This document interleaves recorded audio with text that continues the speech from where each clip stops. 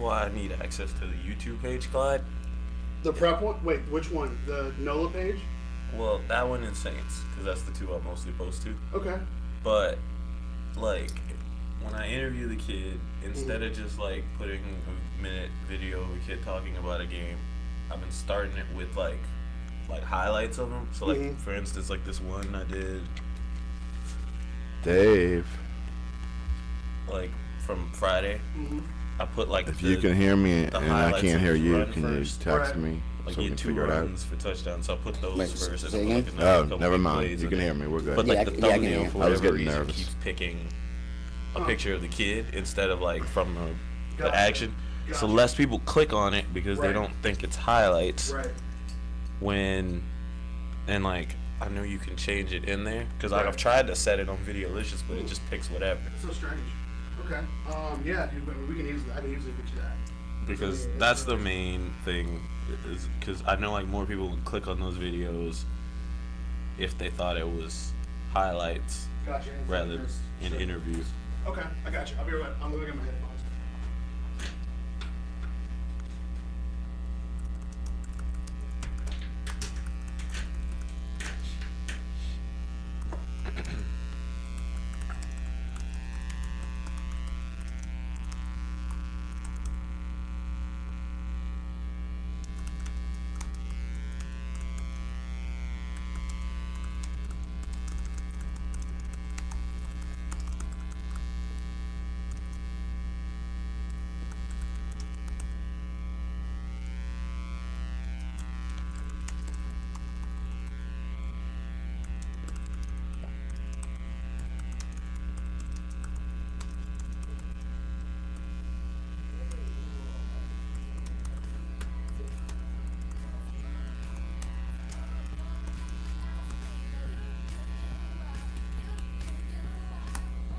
Amos is filling in for Jeff and Larry today.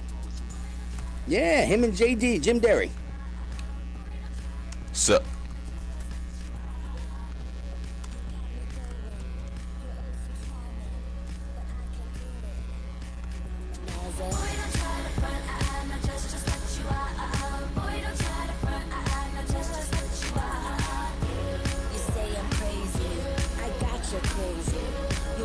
If you need a payday loan fast, try LendUp.com.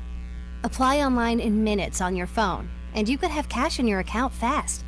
LendUp.com is the better payday loan, with no hidden fees, and good credit is not required. Visit LendUp.com. LendUp is a licensed credit services organization, not a direct lender, in Ohio and Texas, subject to availability in your state. LendUp. The better way to borrow.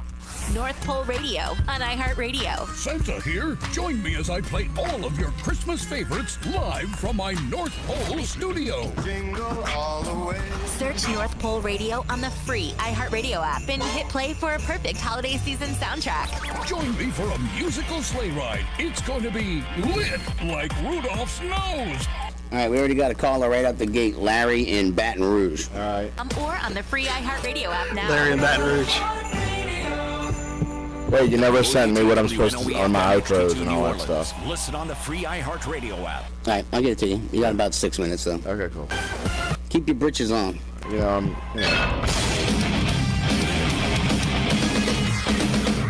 Fox Sports Trending. Just trying to make sure I stay on target. Sunday concluded with a heck of a... Stay on target. Wrapped it up with a 53-yard Chris Boswell field goal at the final gun. They beat Green Bay 31-28. Jared Goff took the Rams to 8-3 as he threw for 354 yards and 2 scores, ending the New Orleans Saints win streak. Final score is 26-20. Tom Brady with 4 touchdown passes, and New England sank Miami 35-17. Carson Wentz 3 scoring throws. The Eagles soared past Chicago 31-3. Kansas City has now lost 3 straight games. They fell to Buffalo 16-10. Tennessee came back from 10 down. In the third quarter, they beat the Colts 20-16. The Titans now the number 3 seed in the AFC. And I'm Ralph Irvin. A new report shows the U.S. abortion rate has dropped to an historic low. The CDC says abortions were down 2% from 2013 to 2014, continuing the decline seen over the last few years. The biggest decrease was seen among teens. The report shows more abortions than ever are performed before 8.5 weeks gestation. The North Korean soldier seriously injured fleeing to South Korea earlier this month is being treated for gunshot wounds, but that's not all. NBC's Ali Arouzi has a rundown of some of his other medical problems. You know, he had hepatitis B along with a whole range of other medical conditions, including a foot-long worm that was taken out of his intestine. Hepatitis B. I'd much rather have. Hepatitis is the worst. I'd rather have hepatitis C. Liver infection points to famine and worsening health conditions in North Korea. The Saints played like they had hepatitis B yesterday. NBC News Radio. Actually, it was more like hepatitis When was the F. last time you walked out of a mattress store feeling confident about your purchase? Maybe These places exist for one reason. For a highly trained, commission-driven salesperson to dupe you into spending way too much money on a mattress. Hi, my name is Neil, and I'm one of the co-founders of Casper. Casper was created with a single goal in mind: deliver a great night's sleep at an incredible value. We sell the Casper mattress online, skipping the markups of mattress stores, and we let you try Rams it out have the 28th ranked rushing defense, and we run the ball. Threw the ball how many times? In fact, it now has more than 20,000 reviews with an average of 4.8 stars. Alvin Kamara showed Try us that. out today. So that's sheer brilliance, boys. Showed Casper mattress owners are 3 times as likely to say they get great sleep. Simply go to Casper.com and use code EVENT to get $50 towards your mattress purchase. Terms and conditions apply. That's gift code EVENT at Casper.com for $50 towards your mattress purchase. Casper.com. Thanks for checking us out. O'Reilly. Stop by O'Reilly Auto Parts today and pick up 5 quarts of Castrol conventional, high mileage, or Magnatech motor oil for $19.95 during the 5-day sale. Plus, earn a $10 O'Reilly gift card after mail-in rebate. Protect your engine with Castrol oil specials at O'Reilly Auto Parts. Better parts, better prices every day. Limits apply. See store for details. O'Reilly Auto Parts. No, I'm not supposed to love music. No music. The new Disney Pixar picture is this weekend's top movie in the U.S. and Canada. Coco earned just over $72 million in its first week in theaters in North America. In second place, Justice League sold $481 million worth of tickets worldwide since its release 10 days ago. In third place, Wonder. Fourth place, Thor Ragnarok. And in fifth place, Daddy's Home 2. Just a small town girl. Glee star Naya Rivera was arrested for assaulting her husband as they took their son for a walk Saturday night in West Virginia. The 30-year-old actress is accused of hitting hubby Ryan Dorsey in the head while spending the Thanksgiving weekend in his hometown of Chesapeake. Dorsey gave cell phone video of the assault to sheriff's office. I told y'all. Because he apparently said that she done something like that to him. Oh, shut up, really? For nearly Yeah. $6 million. The LA Times says the mansion that sits on 28 acres like she threw a lamp at him or something. 74-foot-long galleria that connects various living spaces, a gourmet kitchen, a steam shower, 5 bedrooms, and 8 Do I need to bathrooms. put this in Slack? What? The post. No, Jennifer's going to get it covered. And Mariah Carey has canceled 3 more shows. By the way, at Amos, Theater did you see the stuff from the BET Awards, specifically anything regarding Tony Braxton last night? To focus on her health before taking the stage for her Christmas tour. She hardly did anything, and her face doesn't look the same. It was and then amazing. heads to Europe and Las Vegas. That's It was entertainment. great. I'm Michael Bauer. Black Twitter was ABC amazing News last Radio. night. Still, didn't watch a single moment. I just saw most of it come through on Twitter. Worry less with Liberty Mutual Insurance. So your son got home. All right, 1 minute. Mom said he had a flat tire. Yeah, he was out past curfew and got stuck on Route 1, but Liberty Mutual went out and took care of it for him. Liberty did what? Yeah, a flat, jump, or tow. It's no problem no matter where or when with their roadside assistance. What was he doing out so late anyway? Getting himself grounded for a month. Visit us online to get a quote. You can leave worry behind when Liberty stands with you. Liberty Mutual Insurance. Optional 24-hour roadside assistance coverage. Coverage is underwritten by Liberty Mutual Insurance Company. Hi, this is Jennifer Coolidge. The American Heart Association says the disco song Stayin' Alive is the near-perfect beat for hands-only CPR. If you see a teen or adult collapse from cardiac arrest, you only need 2 steps to help save a life. Call 911 and push hard and fast in the center of the chest to the beat of the song Stayin' Alive. Disco is back and it's saving lives. To learn more, go to heart.org/hands-only-CPR. Nationally supported. All right, here we go.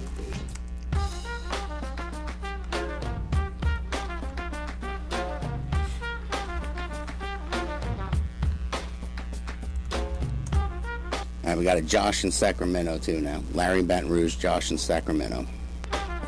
Here we go. Dunc and Holder on the Monday Blues session.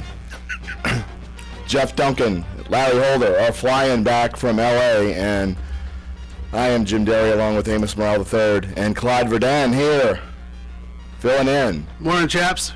And I'm a little under the weather, so You sound like it. I think I'm still recovering from Friday's broadcast, but that's another story. Nobody wants to hear about that.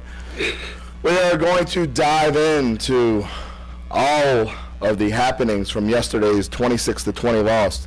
The Los Angeles Rams, and we're looking for your calls. So call in 504-260-1280. We'd be glad to hear from you. We've already got a couple callers on the line. We'll get to them in just a minute. But Amos, yo, what the heck happened? Hey, I bet you're there in the film room wondering the exact same thing. If I were the Saints coaching staff, I bet it was just complete. I mean, you can't even just put it on one group. You know, the cornerbacks didn't do great. The pass rush wasn't as good as it had been. The offense was just diddly poo. Couldn't do squat. See, I might say that diddly poo might be putting it a little nice. There was just no third down efficiency there. Well, and Sean Payton talked about it in the post-game press conference, and that was one of the main things he pointed to. He pointed to, I believe they were 3 of 13 on third down, and they had 117 some odd yards and penalties, and that's a recipe for disaster. And you do that kind of thing, and you're going to get beat most of the time. And they did yesterday, and it was really the first time since the New England game that they came out and just kind of laid an egg. And I don't think any of us at any point in that game thought the Saints were going to win. Well, and that's the problem, though, is yeah, all right, the Rams go up early, then Alvin Kamara just does Alvin Kamara. He goes off for 74 yards, and you're like, all right, okay, well then this is just going to be like all the rest of the games this year during that winning streak where all right, stuff's not working, but they're figuring out a way to win, and it just didn't happen for him. Outside of Kamara, you weren't really getting much on offense at all. Well, I said this on to a buddy last night that it sounds ridiculous to say that Alvin Kamara had 188 of the Saints' 346 yards, and yet I still don't think they went to him enough. Well, I mean, he caught all 6 passes. He was, and he rushed the ball 5 times. Yeah, most of those yards, 87 yards, and all of them came on that 74-yard touchdown. Yeah. So, it's just one of those things where and then they didn't even seem to be opening the holes like for Mark like we'd seen him doing. So it was just one of those games where nothing was clicking. Well, here's the question that we have for you guys today, and we'd love to have your calls. We can get to the phone lines in just a minute. But we would love to ask you, should we be in panic mode? Should we say, okay, well, they lost the 8-game winning streak, had to come to an end at some point? Or should we say, well, it's not time to panic, but there's definitely cause for concern. And with the Carolina Panthers coming into town this week, and now there's a tie atop the NFC South division, and even though the Saints hold the tiebreaker, that really doesn't matter at this point because they're going to play Carolina this week. So, really, and before we get to the first caller, the big deal to me was, and my take is that what this did was it basically put them in position to where the bye is going now. So now you're playing for either the 3rd or 4th spot, or you're going to end up a wild card. So this week's going to kind of tell the big story, and you still have to play Atlanta twice, but really this week is going to say a lot more about what this team is made of than yesterday did. Well, absolutely, and you talk about the playoff implications. Obviously Minnesota's not showing any signs of slowing down, and the Vikings obviously hold the tiebreaker with the Saints if they end up with the same record at the end of the year. Now the Rams do too. Yep, and the Rams have it. So it's just one of those things where now like these division games become even more important. It's good that they got that win against Carolina already. Gives them some leeway. Right. I think even if they showed up like this against the Bucs at the end of the year, I think they'll be fine. The Bucs are just not good. No. And then, but 2 games against Atlanta, one of them on a Thursday night. You gotta hope that they're able to get one of those to keep this No question. Let's. We're going to have Jeff Duncan on at 10:15, and then we're going to have Larry in at 10:45, calling in from L.A. before they get on the plane. But let's go to the phone lines before we take our first break, and we are going to go to Larry in Baton Rouge. And Larry, what say you? Yeah. Hello? Yeah, Larry, what you got? Oh, yeah, man, I just wanted to say, like, well, by me watching the game yesterday, as I had kind of pointed out when I was watching the game via Facebook and stuff like that, I just think they should have fed Kamara way more, you know, because I feel like the Rams just didn't even have an answer for him at all. And as far as the defense go, a lot of people, the media, they're going to point fingers at the defense and say, oh, the defense played bad and all this, but we were down 2 corners. And I think they played, you know, it wasn't good, but I think we played pretty solid. Of course, we knew what we was going to get from Harris. Of course, you know, I kind of knew that anyway. But at the same time, I still felt like the defense made enough stops for the offense to put up points. The biggest headache for me was the offense, because that just wasn't a good performance for the offense. And as you guys said, we have Carolina coming up. I don't think we should be in panic mode. I think we'll be all right. I don't think it's over with. Nah, not with this team.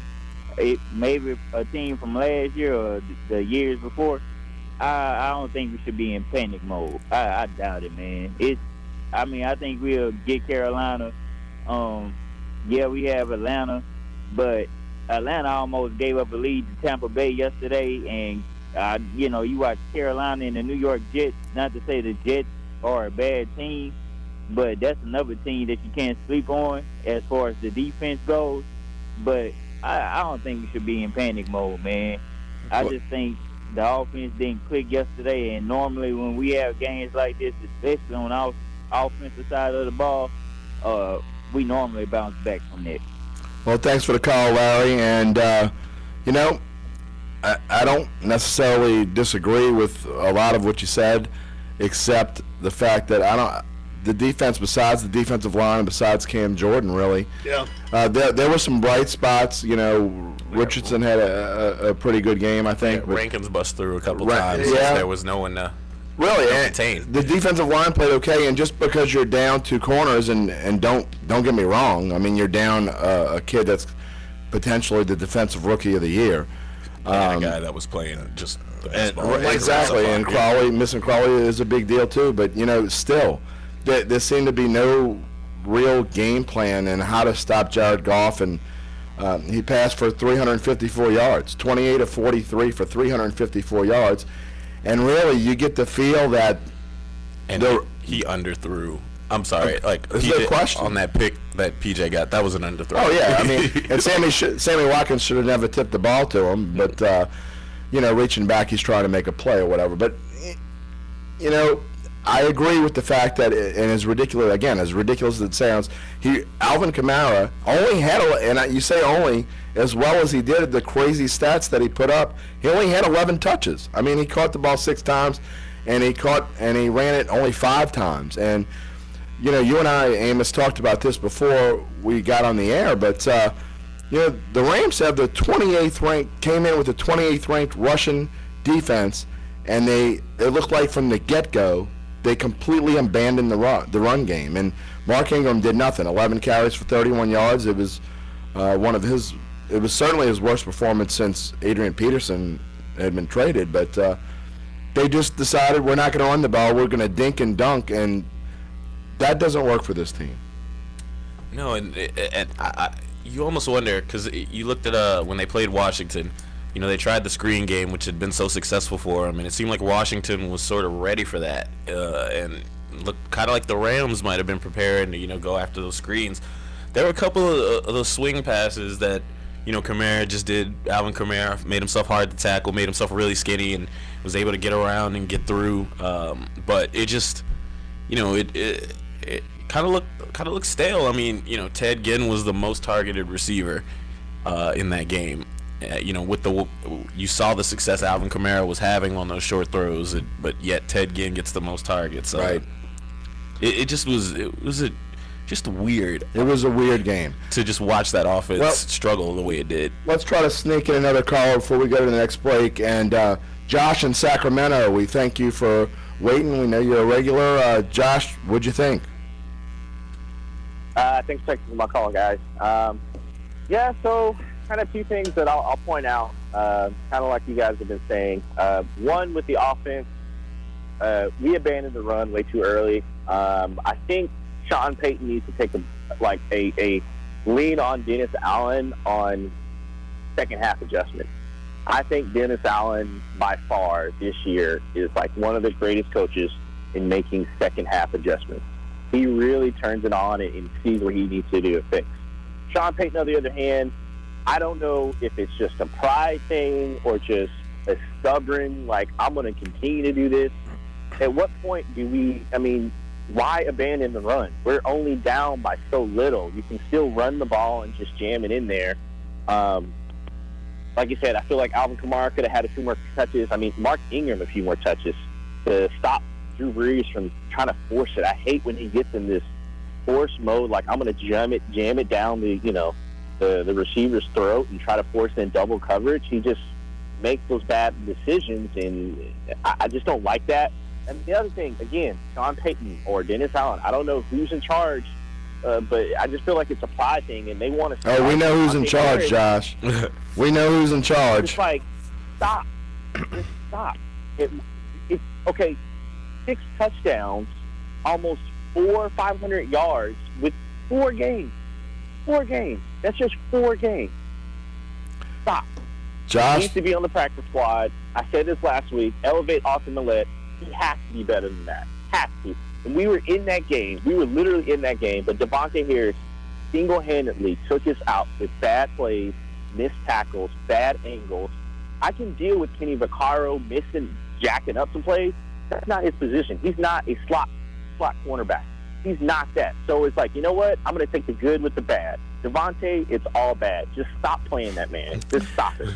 Josh, thanks for the call. Savage. I agree with you. And look, and Devontae Harris was pulled. They finally took him out.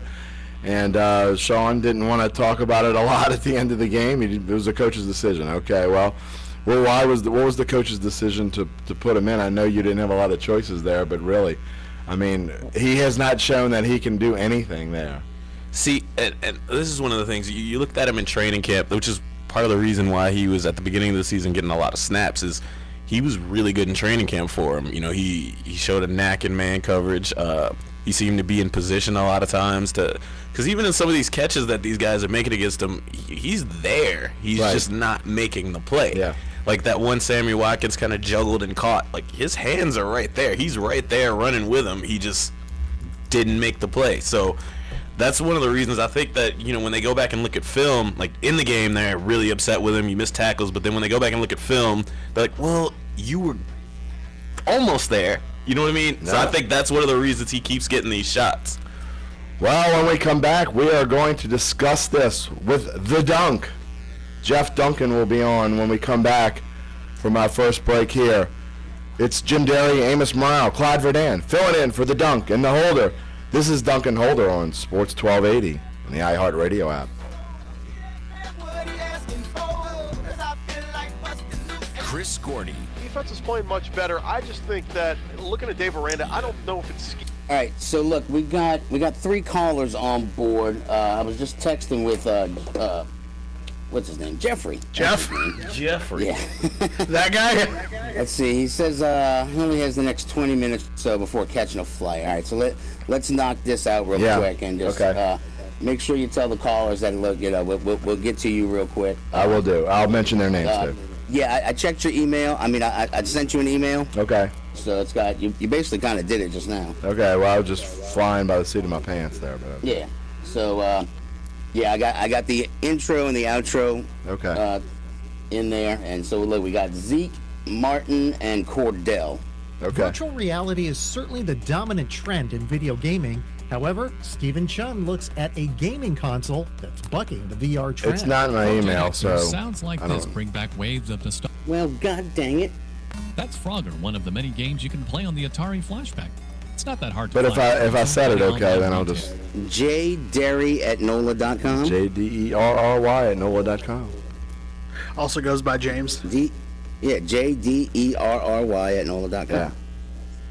Maybe I just didn't get it yet. It says I sent it to you. Okay. Well, I had send them Smart TVs with an HDMI output. Over Maybe 300,000 it's my units junk of the folder. Atari Flashback sold last year. And with the holiday shopping season in full swing now, the hope is that the nostalgia craze for old school games doesn't end. Stephen Chun. NBC News Radio. Stocks closed higher as Wall Street wrapped up a shortened trading week for the Thanksgiving holiday. Shares in Macy's, Kohl's, and Amazon all higher as the holiday shopping season got off to a strong start. The Dow Jones Industrial Average gained 32 points to finish the session at 23,558. The S&P 500 rose 5 points. Was also an issue. Yeah, it was 2602. Yeah. The So Nasdaq gained at some 22 point they points have for to a record accept close of it's not 68.89. coaching. And U.S. crude oil When is you're at not a 2-year deep, high. the guys you're West putting out Texas there just Intermediate I don't want to Crude blame, and I'm 0.2%. look, I'm quick to blame 58.44 Peyton about a barrel lot of things, overnight but trading. That's the when you win highest 8 in a since row, July of 2015. I just got it. There it is. News, No, that's Ted Johan. Asfregati, NBC Radio. All right, 1 minute, and we got Jeffrey. All right. Find candidates fast, and it can be hard to know where to find them. More than 3 million businesses use Indeed.com, the world's #1 job site. Whether you need entry-level or highly skilled employees, Indeed helps you find great talent. All right, so you never got that email? Nope. God dang it. I mean, it's basically welcome back to Duncan Holder on Sports 1280. All right. This is Jim and Amos sitting in for Jeff and Larry. That's Indeed.com/promo. We're to give you the logic behind it, we're a diary market. Yeah. So every time you're coming back and go to break, you always want to say that you're listening to Duncan Holder on Sports 1280. Okay. Because people need that driven in their heads. So when they get a diary from Nielsen's, they write it down. Got it. Alice. All right, 15 seconds. Exact opposite of what I was just saying about you. Why, Allison? Why? Texting and driving makes good people look bad. Visit StopTextStopWrecks.org. Brought to you by the National Highway Traffic Safety Administration and the Ad Council.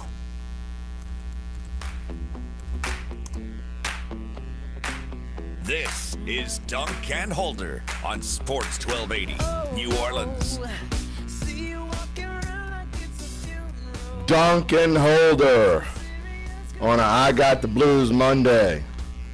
I am not the Dunk. He is not the Holder. But we're filling in the best we can. And we are going to bring in the man, the myth, the legend, sports columnist Jeff Duncan. Here on Duncan Holder, it's his show, so we got to bring him in. Jeff Duncan, how are you?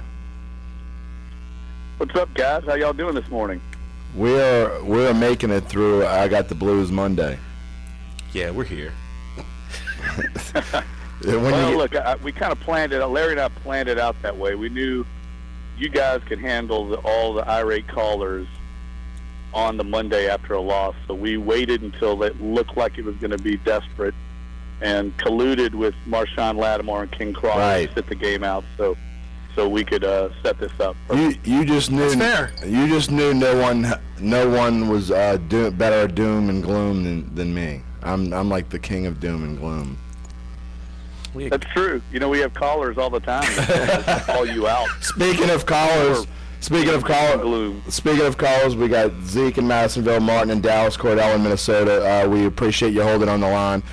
Dunk is about to get on a plane, so we want him to jump on here. And Dunk, just give us your overall thoughts on the game yesterday. And you know, an 8-game winning streak. It had to come to an end at some point, and the Saints just didn't come out with the same fire, I guess, that they have during the 8-game winning streak. And maybe it wasn't the best game plan in the world, but what was your take?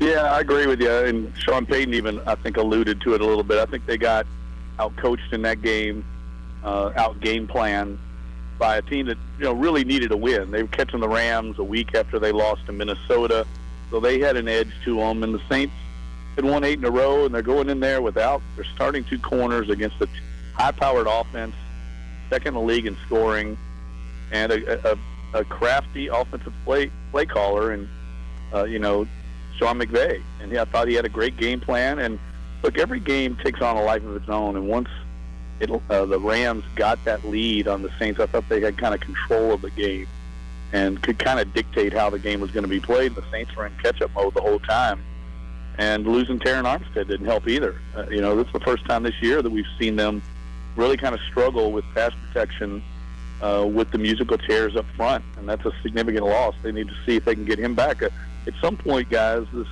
this attrition does start to add up. You lose Alex Okafor, you're starting 2 corners, you're starting left tackle.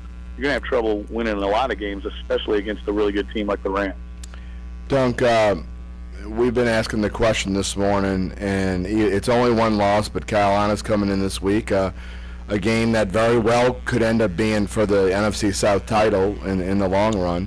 The Saints already have an advantage over Carolina, having defeated them in Carolina, but is it time to panic, or is this just one loss, or there's no time to panic? What's your take on what's coming up? No, I don't think there's any reason to panic. I think this team probably can benefit from that loss yesterday. It gives them kind of an edge now and a focus. I give Sean Payton some talking points and film study. When you win 8 games in a row, it's kind of hard to keep correcting the mistakes when you keep winning. So I think this keeps people in that locker room focused again, and it'll all be erased. All the woes in New Orleans right now on Monday, everything will be erased if they beat Carolina on Sunday, and I think that's going to be a terrific game. Carolina's playing very well. I kind of wrote them off earlier this year, but they've won 4 in a row, and they seem to be better offensively than they were before trading Kelvin Benjamin. So it'll be interesting to see how that game plays out, because I think Cam Newton's kind of back to being good Cam Newton, not bad Cam Newton. Not only that, Dunc, I think that McCaffrey has really gotten a lot more involved in their game plan, which obviously is something that they wanted and needed to do. How tough is it going to be to stop that kid? Well, I think they've gone to a different style of offense. They've gone to more speed. I think that's one of the reasons why they felt like Benjamin was expendable, with Curtis Samuel and Devin Funchess now emerging as the number 1 target for them offensively. But yesterday, Newton's numbers were not great. They scored on a punt return touchdown and a fumble return touchdown. Right. So that's a complete team. I think that's what I notice about Carolina is they're good in all phases. So the Saints are going to have to bring their A game, and I think they will. The Dome will be an electric environment, but they've got to get healthy. I mean, you can't continue to play with your 3rd and 4th cornerbacks in this league and be successful. And they got exposed yesterday. I think one thing that'll be interesting, my takeaway from yesterday, is they've been able to get away with playing Kenny Vaccaro as their nickel back in the slot against a wide receiver, because they've been playing mostly pedestrian offenses and young quarterbacks that couldn't manipulate pre-snap him into a mismatch. And yesterday, they ran into a buzzsaw on that. If you watch that game, how many times did you see Jared Goff getting under center and then taking 10 seconds to manipulate the alignment to get Kenny Vaccaro isolated on a receiver, and they just picked him apart? I think he ended up with giving up 2 or 3 big plays, 2 or 3 penalties, and that may force the Saints' hand. They may have to dictate going forward that Vaccaro cannot play the slot, because I just think against these really veteran quarterbacks, they're going to get exposed. You think that's the last time we'll see Devontae Harris on the field? Yeah, it wouldn't surprise me. I mean, you don't see them yank a guy mid-game like that. Look, the kid's being forced into a very difficult situation. He's an undrafted rookie, only 1 year of experience, and he's being thrown to the wolves. And in a game like that, again, with a very crafty play caller, a very good offense. I mean, you got to remember the Rams were playing without their number 1 receiver. Robert Woods wasn't on the field. Right. So, they were down a man too, and they still managed to get them isolated in some very difficult situations. I think this pass defense right now is just going to tread water until they can get Lattimore back, because they are not the same defense without Marshawn Lattimore. That's very clear. Jeff, we talked about this before on this show with last time you had me and Derry on, just what the Saints couldn't do without. And, I believe it was Derry that said Lattimore, and it seemed to be that. But what seemed to be the problem with their offense on 3rd downs in particular? Yeah, that's a great point, Amos. I mean, that came out of nowhere, and that's something the Saints are usually very good at. I think they were mainly in bad down and distance situations for a lot of it. They were getting a lot of penalties. It just seemed like they were in 3rd and 7 or 8 a lot, 3rd and 9. I know a couple of times they had 3rd and 3s and tried to hit those underneath routes and let their running back run, and the Rams just made good plays, made good tackles in the open field. I thought the Rams defense had a good game plan. Wade Phillips, they matched up very well. Tremaine Johnson gave up some plays to Michael Thomas, but for the most part, he held him down man-to-man for a lot of the game, and that's hard to do. And when somebody can do that, when a defense has a corner that they can just say, take Mike Thomas, man up, it allows the rest of the defense to kind of shut down the rest of the Saints' other options. That's why you didn't see much coming from anybody outside of Mike Thomas and Alvin Kamara. And so I thought they did a good job, and that's going to be something going forward. They've got to get more out of Willie Snead and Kobe Fleener, Ted Ginn Jr., because I think more teams are going to try and do that if they've got a corner like a Tremaine Johnson. Jeff Duncan here on his own show, the Duncan Holder Show. Jim Derry and Amos Morrell III filling in for Jeff and Larry, who are about to make their way back from the West Coast. And Dunk, you know, I think that it was an interesting, I guess interesting is the way to put it, offensive game plan. You touched on it, but you know, the Saints were going up against a team that was 28th against the run, and it seemed to me that early on they decided that we're not going to run the ball today, and I don't know why they decided to do that. You know, Mark Ingram only gets 11 carries yesterday. I thought that was very odd. It seemed to me that they decided that they were going to go with Drew and let him throw the short ball, and it wasn't like their offense of the entire season. No, you know what I think happened, and this is just me surmising this, total speculation, but I think Sean Payton realized in this game, being down the corners he was, that they were going to have to win a shootout somehow. They were going to have to outscore the Rams because they weren't going to hold up defensively against them, and it kind of started out that way. The Rams just buzzsawed right down the field, scored a touchdown, and then got up 10-0 very quickly. And like I said, once they got up 10-0, you know, a game takes on a life of its own once the circumstances are dictated. They're playing with a 10-0 lead, then they can afford to kind of be balanced. They don't have to force the pass, whereas the Saints are in catch-up mode. And I know they got a quick touchdown out of Kamara to make it 10-7, but then they immediately gave up another score, and they were playing catch-up again. So I really think it was just a combination of Sean maybe overthinking it, trying to get his quarterback involved and maybe exploit some matchups downfield, but it definitely didn't play out the way I think they wanted to. I think they wanted to be able to run the ball, but Sean felt like he had some matchups passing-wise that he could score. But there really weren't many adjustments at all. Well, I think it's because they got down. You know, once you get down, you know, I saw someone say, well, the Rams only scored 26 points. Well, that's a little misleading because they had a lead the whole time. So they're managing a lead. Once a coach gets a 2-score lead, they manage the game differently. So offensively, I thought they tried to get Todd Gurley involved, milk the clock a little bit. The Saints have a high-powered offense. They kept the ball away from the Saints offensively. Even though they weren't converting a lot of third downs, they ran way more plays than the Saints. The Saints just could not put together drives. And I think that's because Sean McVay was very smart, the way he managed the clock and keeping the ball away from the Saints offense and never let them get into a groove offensively or a rhythm. This is one of those games. If they played that game next week, it might play out differently. But I think the Rams were smart, seizing that early lead and kind of getting control of the game. Yeah, it just still seemed a little strange. Like we didn't even see, you know, those screens like we'd gotten accustomed to. You know, some of the plays that worked, they didn't try to go back to them. You know, throwing those little short swing passes to the running backs that Alvin Kamara has gotten so good at you know, causing defenders to miss tackles. You know, it seemed like they were throwing those little short out routes to the receivers, and it just didn't seem like when they found something that worked, they didn't try to go back to it. Yeah, that's a good point. I kept wondering why they wouldn't just give the ball to Kamara every time. Yeah, he was in such a rhythm. But they did try a couple of screens. I remember distinctly one time Breeze, it got snuffed out by the Rams defense, and Breeze just had to ground it. And then another time, a guy made a great play and held it to like a 1-yard gain.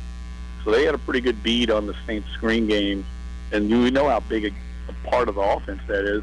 And look, Kamara, you know, got to break some. For all of his great plays yesterday, a lot of times those were just going to be 4- and 5-yard gains. A normal back would have gotten 4 or 5 yards, but he turned them into big gains because he's such a incredibly elusive runner and has such great run skills. But the Rams defense basically was in position on those plays to hold them short, and he made most of that on his own. So you have to give Kamara credit for being just such a special talent. I thought he was remarkable yesterday. There is nothing normal about Alvin Kamara, that's for sure. I mean, that kid is crazy. Dunc, we thank you for coming on before you get on a plane, and you'll be back in the seat tomorrow. Yeah, guys, thanks for filling in. Have a great show, and hope you get to all those callers. I know everybody wants to weigh in on a game like that. You guys have a great show, and I'll talk to you tomorrow. Absolutely. Thanks, Duncan. Zeke in Madisonville, Martin in Dallas, Cordell in Minnesota. We appreciate you holding on. We'll get to you right after this break. I'm Jim Derry. He is Amos Morale III, and we are Duncan Holder. Sports 1280, iHeartRadio app. Your forecast on Sports 1280, New Orleans. All right, we got DJ in NOLA East also. Scanner Got it. thermometer. Happy All right, so it's Zeke, Martin, Cordell, and DJ. After a cool start, temperatures will only climb into the upper 60s this afternoon. We'll still see plenty of sunshine and How long is this next humidity, segment? but a gradual warm-up is in store. Okay.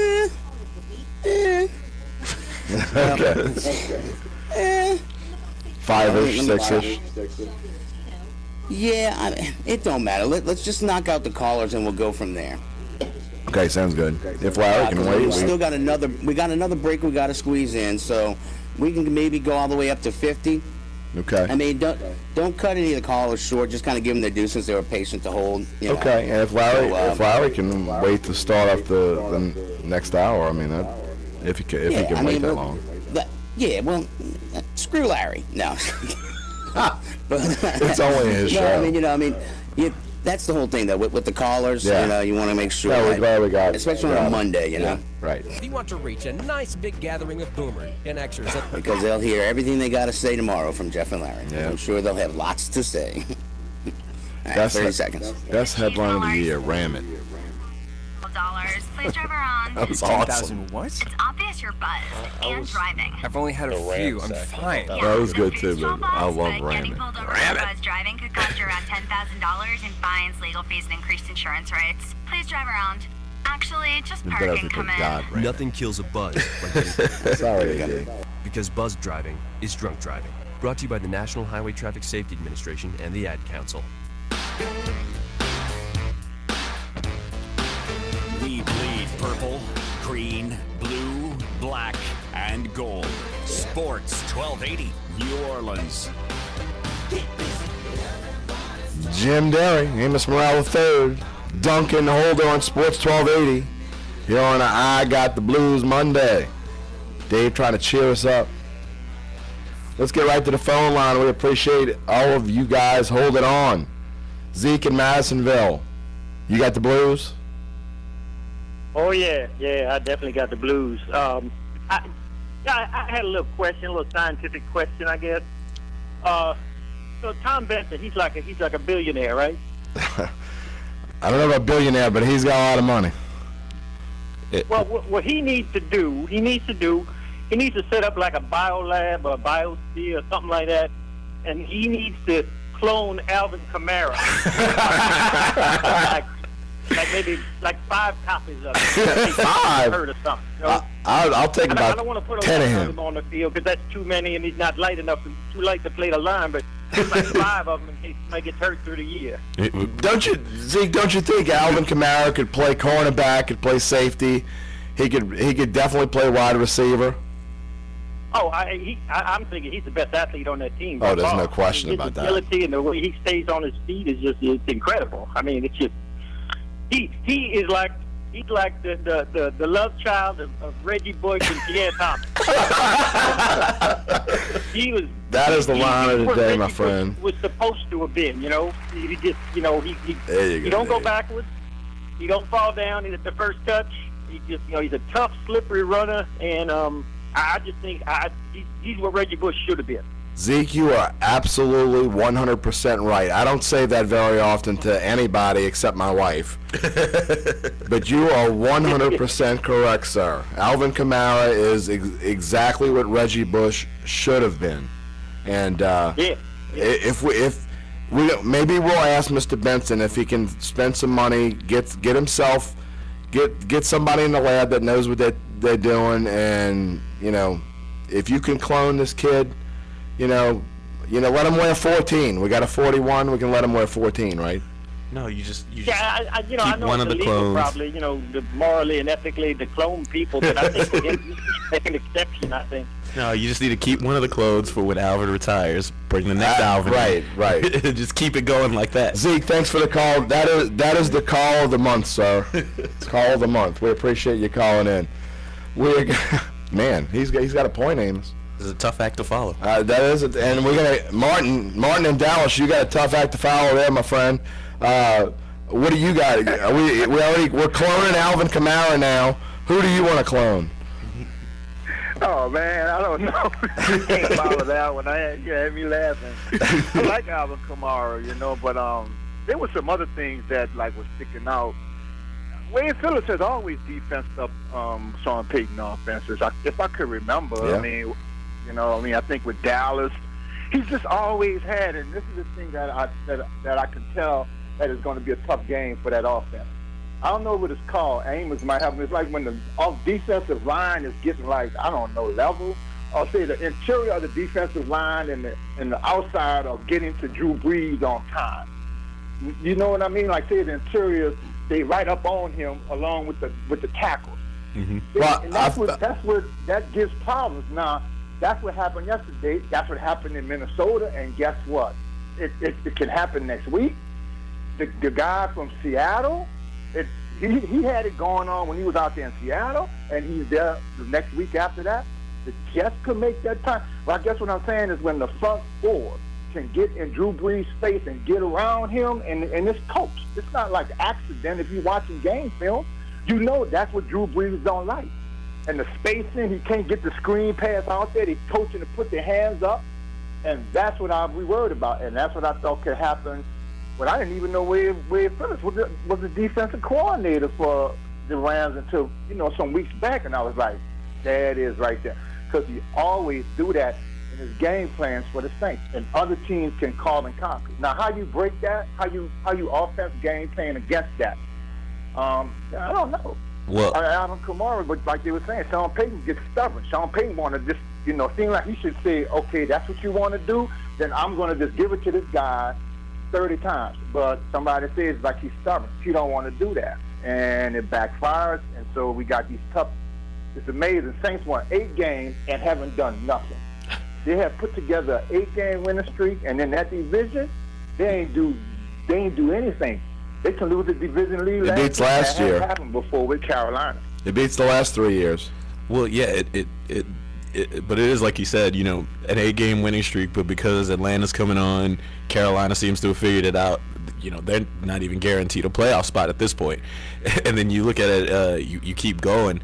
But one of the points he was talking about, just the pressure Drew Brees was facing from up the middle. I mean, it's kind of hard to block out Aaron Donald, no matter Absolutely. what you do. That's one of the best defensive tackles in the NFL. So that's just one of those things, when you look at their losses, Minnesota's got one of the better defensive lines.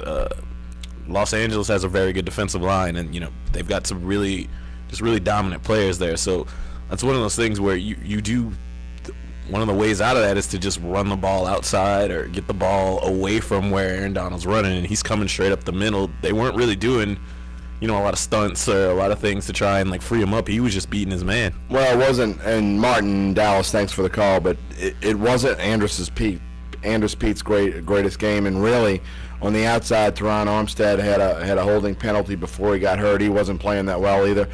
I think just overall, look, the offensive line has played fantastically for the first, for the last 8 games for sure. So I'm not gonna get on them too much. And those of you who have listened to me before or read my picks column know that I've gotten on them before, but I'm not going to get on them for this game. I mean, every team is due a bad game, and it's hard for me not to be doom and gloom. You would think I would be, but they won 8 in a row. They're still leading the division. They have everything in front of them. They have all the destiny or whatever you want to call it is in their own hands. Everything, like Duncan said, if they win this week against Carolina, people forget about this loss, because going out to play LA, and I said it weeks ago. I mean, you were going to learn a lot about this team against the Rams yesterday, and we did learn a lot about them. We learned that without Marshawn Lattimore and Ken Crawley, that a good quarterback is going to eat this team up. And go to Cordell and break. You know, let's take another call, Ames, before we go to break. We're going to get to Cordell in Minnesota. Cordell, I know it's cold up there in Minnesota, and we thank you for calling in again. And on this I Got the Blues Monday.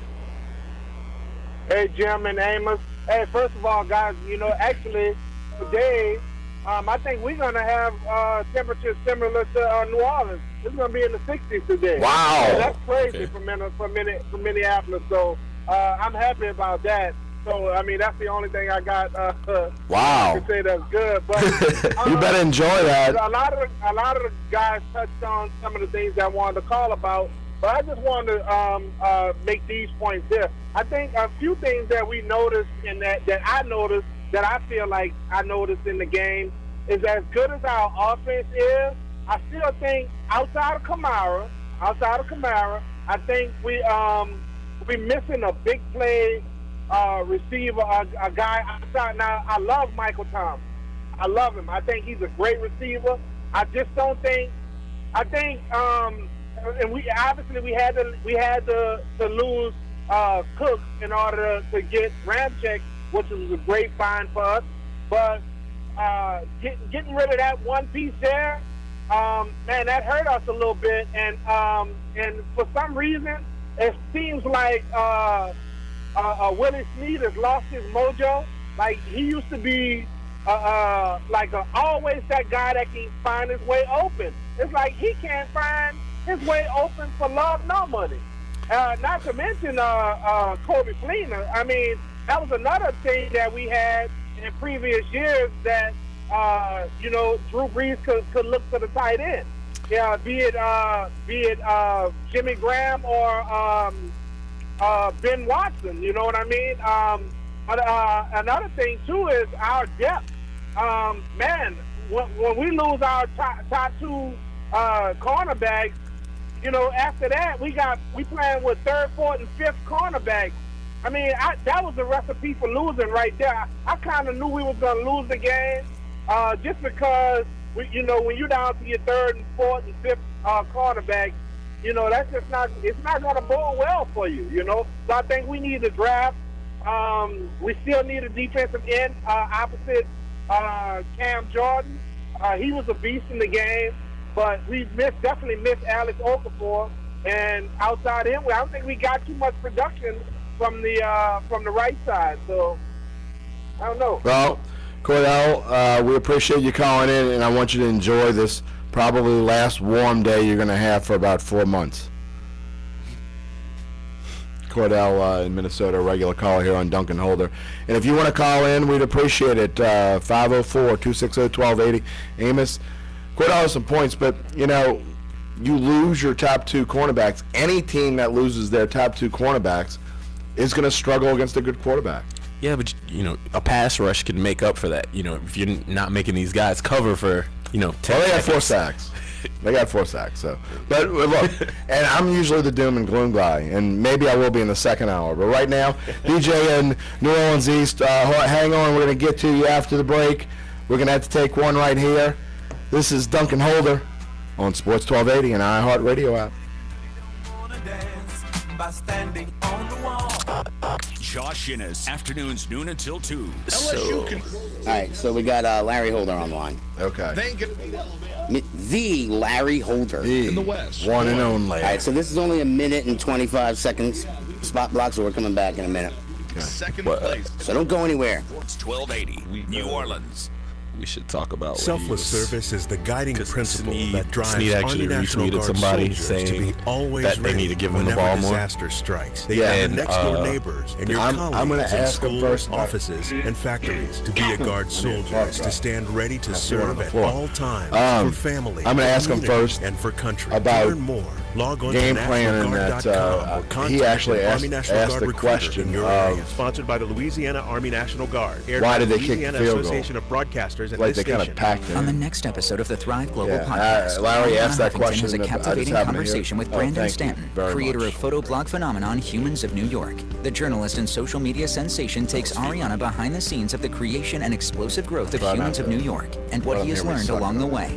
The Thrive Global Podcast is sponsored by Sleep Number. The Sleep Number bed adjusts on each side, so it is perfect for both you and your partner. Experience the Sleep Number bed exclusively at one of their 550 stores nationwide. Check them out at sleepnumber.com/thrive. St. Jude continues to advance by increasing cure rates of cancer, and donors are important to us because you get the feeling that you have a team behind you. St. Jude Children's Research Hospital. Learn more at stjude.org. This is Duncan Holder on Sports 1280 New Orleans. We are indeed hanging tough on this I Got the Blues Monday here on Duncan Holder, Jim Derry, and Amos Morale III, filling in for the Dunc, filling in for the Holder. And speaking of the Holder, we have the man, the myth, the second legend, Larry Holder, coming in on I Got the Blues Monday. Larry, what's up? Yeah, what's up, guys?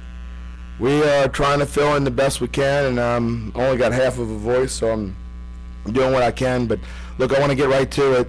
I heard you ask a question of Sean Payton that was sort of dismissed, but I thought it was one of the most important questions of the press conference, and no one's really been talking about it. I thought the coaching game plan actually stunk overall, but they deserve a pass because they've won 8 in a row. But you asked a question of why did they kick the field goal there towards the end, and I thought it was a great question. What was your take on that? Yeah, I knew he wasn't going to be too thrilled to basically admit a mistake, but that was probably a mistake. I mean, because if you're stopped 4th and goal, it's still a 2-score game, and you could get that done in the next 2 drives. So, I thought that was that was something where he felt like the Rams could take something away. I don't know, but you're already going for it on 4th down in that series anyway, so why would you do it again? And but yeah, look, I think even Sean Payton alluded to it that maybe the 3rd down plan wasn't any good. And that was part of the problem on 3rd down. And so that was coaching. So, yeah, I do think that, not being able to run the ball as much as they did early, they probably should have done more. Obviously, the way Alvin Kamara played, you probably want the ball in his hands even more. But yeah, look, I also think it goes to show you that, look, the Saints, they still one of the better teams in the NFL? Sure. But, look, the offense struggled when they've played 3 of the big boys in the NFL this year. All 3 losses against all 3 good teams. And, if they want to be part of that pack, you got to win some of those games. Larry, I thought actually that question was not I took it almost as if that one play call right there, decide to kick the field goal, was sort of a microcosm of the entire game. It was almost, I don't know what to do here, so let's just kick the field goal. That's Sean Payton, the Sean Payton that I know, that I've seen for the last 11 or 12 years, would never kick a field goal right there. So I didn't understand what he was doing, and it was just weird. It kind of went with the rest of the weird game. Yeah, it was almost like it lacked aggression at that point, and you could probably say a little bit of that throughout the game. Look, because I wrote my column on the offense, and you look at it, and you knew the defense was going to have problems. So the offense is going to have to get it going, and you try to put some pressure on the Rams, and they didn't happen very early in the game because they didn't. First series they were throw, and you're wondering like, what's going on here? And and then Kamara breaks off a big run. But look, it just seemed like there was a lack of total aggression. And look, the offensive line wasn't aggressive enough. They got beat up by that defensive front for the Rams, and so Yeah, look, it's one loss, but when you're trying to play for a bye and a division title, and when you're in that, I mean, these are games that are critical. Now, look, the pack is even more bunched now that you got Carolina 8-3, Atlanta 7-4, Saints are 8-3, Rams are 8-3, Minnesota's 9-2. So yeah, it's still jumbled up there. Larry, you kind of touched on it when you mentioned that some of those calls lacked aggression. We didn't see a lot of those deep shots like we had been seeing, in, the past couple of weeks, where Breeze is trying to get it down the field to Ted Ginn. A lot of those were those short and intermediate routes to him. So just what do you think was going on there? Yeah, I think that was curious. Like the one deep ball, it looked like Breeze misfired it and was off target, nowhere kind of near Ted Ginn. And then he had like a one hopper to Ted Ginn. Got about 2 minutes, guys. 2 minutes. It was. I think Breeze got rattled by the initial pass rush at the beginning of the game, and this is before even John Armstead tweaked his hamstring, and they were winning those battles anyway. So, look, and same thing would happen in Minnesota. Like when the Saints go up against good defenses, it seems like protection you can break down, and it seems like Breeze can get a little bit rattled. So I think it was you saw an effect there. I mean, I don't think he'd ever admit it, but I think you saw an effect there from him where, the aggression of a defense, a good defense, kind of got him off his game. Larry Holder here on the show that bears his name, Duncan Holder, and we've got about a minute to go before break. Larry, I do want to ask you how do you get things back real quick? You got to, there's no question that this is the most important game of the year. I already have beaten Carolina once, but they're going to come in. It's going to be a fired-up dome, but they're going to come in with a lot of oomph, whatever you want to call it. And I think this is going to be a knockdown, drag-out battle. Yeah, I think you got to get back to what got you there and run the football. I think they're going to try to do that more. Look, the Panthers won in all kinds of crazy ways yesterday. Cam Newton didn't play well at all. He didn't play well against the Saints the first time. I think you got to affect him, and then and then just get back to basics, ground and pound. And look, I do think the dome's still going to be rocked. But yeah, it's something where they've got to get back to being what got them there. And that did not happen yesterday. Well, Larry, we thank you for coming in. Before you get on that plane, be safe, my friend, and you'll be back in the hot seat tomorrow. Yeah, I'll be back tomorrow, me and Jeff. Thanks, guys. All right, bud. Talk to you later. He is Larry Holder. We are Jim Derry and Amos Morale III, and you are listening to Duncan Holder here on Sports 1280 and iHeartRadio app. We will have hour number 2 starting for you with DJ NOLA East. We'll be right back. Hey everybody, I'm Eric Church, asking you to join me in the fight against leukemia, cancer, and AIDS for the T.J. Martell Foundation. Your support helps facilitate cutting-edge research that will lead to more effective treatments and save more lives. Visit tjmartell.org to learn about music's promise for a cure. Yes! The Johnsons don't have that inflatable musical snowman switched on tonight. Yeah, I may or may not have accidentally on purpose cut the wires. I love you. Alexa, play holiday music.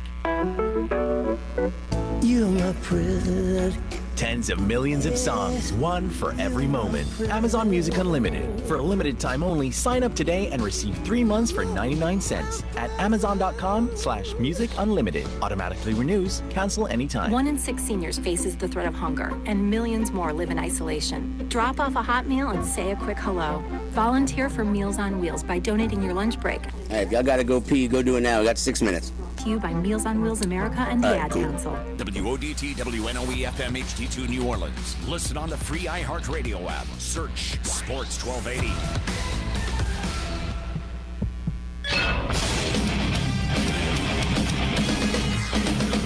Fox Sports trending now. Tonight, week 12 of the NFL season comes to a close with Monday Night Football. The Texans are in Baltimore to face the Ravens. Here's Houston head coach Bill O'Brien. I mean, Monday night's a big deal. It's been a big deal since we were all kids. I mean, it's the only game in town, so it's big. And, All right, DJ in NOLA East is still chilling. A lot of pride in playing, and Monday night they get to showcase it. So it's big for all of us. Kickoff in Baltimore is at 8:30 Eastern. Carolina tight end Greg Olsen left the Panthers game Sunday with the Jets with a re-aggravation of his surgically repaired right foot. Rappaport is reporting that Olsen will be evaluated by his doctors, but the team expects he will be okay this coming week. And it's a new hire Monday as UCLA formally introduces Chip Kelly as their new head coach, and Florida introduces Dan Mullen. I'm Ralph Irvin. I know I'm not supposed to love music. No music.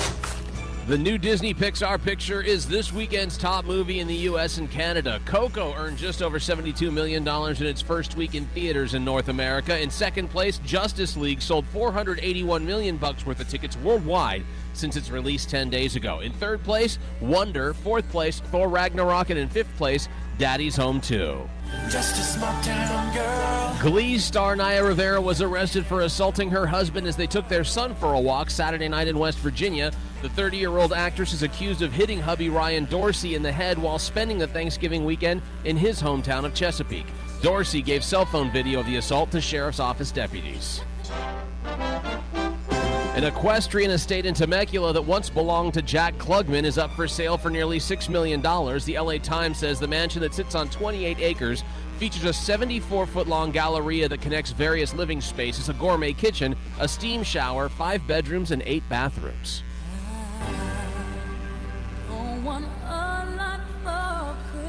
And Mariah Carey has canceled 3 more shows at the Beacon Theater in New York to recover from illness. Carey wrote on her website that doctors say she needs to focus on her health before taking the stage for her Christmas tour. The tour will now begin December 2nd at the Beacon and then heads to Europe and Las Vegas. That's entertainment. I'm Michael Bauer, NBC News Radio. Allison is perfect. I mean, she'd never tell you that. She's humble and perfect. She likes everyone. She even likes her untidy roommate's weird guinea pig. Allison, wait, are you texting and driving? Allison, no. That's the exact opposite of what I was just saying about you. Why, Allison? Why? I don't. Texting and driving makes good people look bad. Visit StopTextStopWrecks.org. Brought to you by the National Highway Traffic Safety Administration and the Ad Council. When was the last time you walked out of a mattress store feeling confident about your purchase? These places exist for one reason. For a highly trained, commission-driven salesperson to dupe you into spending way too much money on a mattress. Is the only one? My name is Neil, and I'm one of the co-founders of Casper. Casper was created with a single goal in mind: deliver a great night's sleep at an incredible value. We sell the Casper mattress online, skipping the markups of mattress stores. And we let you try it out in your own home for 100 nights risk-free. In less than 3 years, we've rapidly become the internet's favorite mattress. In fact, it now has more than 20,000 reviews with an average of 4.8 stars. Try us out today. See for yourself why an independent research study showed Casper mattress owners are 3 times as likely to say they get great sleep. Simply go to Casper.com and use code EVENT to get $50 towards your mattress purchase. Terms and conditions apply. That's gift code EVENT at Casper.com for $50 towards your mattress purchase. All right, we got a Scott in Lafayette. Scott, Lafayette. A new report shows the U.S. abortion rate has dropped to an historic low. I know a lot about 2 minutes. 2 minutes. Got it. Were down 2% I know a lot about Saints history, but what he knows is absurd. 2014, continuing the decline seen over the last few years. The biggest decrease was seen among teens. The report shows more abortions than ever are performed before 8.5 weeks gestation. The North Korean soldier seriously injured fleeing to South Korea earlier this month is being treated for gunshot wounds, but that's not all. NBC's Ali Arouzi has a rundown of some of his other medical problems. You know, he had hepatitis B along with a whole range Hepatitis of B other is medical back. conditions, including a foot-long I worm really that need was to stop taken out doing of that his because I'm going to say that on intestine. the air. Medical experts say the sheer number of parasitic worms Like, and you serious keep glossing liver over that infection part. That part is... I'm trying to ignore that part because really that will actually come up in the Health broadcast. update, Sarah Lee Kessler, NBC News Radio. Napa know-how. Keeping it simple is usually a good thing. And when it comes to rewards programs, keeping it simple is always a good thing. That's why we made the Napa Rewards program effortless. All you need is your phone number to start saving on the parts and tools you need. Then we automatically give you $5 off your next purchase for every 100 you spend. So start saving today with Napa Rewards. Quality parts, helpful people. That's Napa know-how. Napa know-how. Everything's great. You're humming along. Everything is 30 seconds. Happy as can be. having a pleasant I little got my drive coffee, because we're you good. think you're on your way to the best deals of the holiday season. But did you check eBay? If you did, you'd know we have price match guarantee on it. All right, so y'all got me DJ NOLA East and Scott and Lafayette, right? Got it. Go.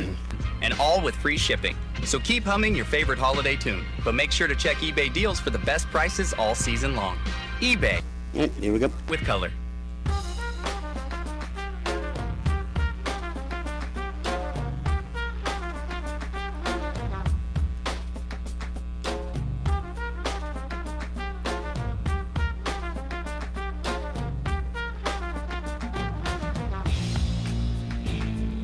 Dunc and Holder on a I Got the Blues Monday. He is Amos Morale III. I am Jim Derry, filling in for the Dunc, filling in for the Holder. And you want some uplifting news, boys and girls? Well, the last time the Saints had a streak of 8 or more games broken. Well, they had 9. They had a 9-game. They had an 8-game winning streak to end the 2011 season, and they went in and beat Detroit in the playoffs, and we know what happened in San Francisco. But the Saints have, under Sean Payton, when they have had a losing streak snapped historically, they have come back the following week and done well. They didn't, after the 13-0, they had the 13-game winning streak snapped, and then we know they lost 3 in a row, but they won the Super Bowl, so who cares? So anyway, it's not all doom and gloom today. So we're going to go, with that being said, we're going to go back to the phone lines. We're going to hear from DJ in New Orleans East, who has been waiting very, very patiently. We thank you for hanging on, DJ. What's going on? Yeah, everything is okay, man. I looked at yesterday's game as one of those games that we have. You know, Sean Payton mentioned that, you know, he thought the team had a so-so week of practice and all, and I just think it was just one of those games that, you know, on offense, nothing could click. You know, and I think during the game, you know, I don't usually listen to the announcers on TV, but I was interested in seeing what, you know, Romo was going to be saying about the team. And he made some good points about the Saints offense. You know, not only were they, you know, I guess nonchalant in some cases, but, you know, he mentioned about a lot of times the offensive line was just missing blocks, you know, whiffing on people and all. And a lot of times that caused, you know, the running back, of course, not to get as many yards. And, you know, he just mentioned that he thought the offensive play was real bad. And I think that was one of the worst games that the offensive line played this year. There's no question about that, DJ. I think that we talked about it a little bit earlier, but, you know, that they've earned a pass. You win 8 in a row, you can have a bad game. So what are you feeling about Carolina? How do you feel about going into this one? Yeah, I think, you know, they'll be ready to play. You know, after this loss, of course, they have to take a look at some of the things. And, you know, y'all mentioned earlier about Sean Payton not being as aggressive as he normally would be.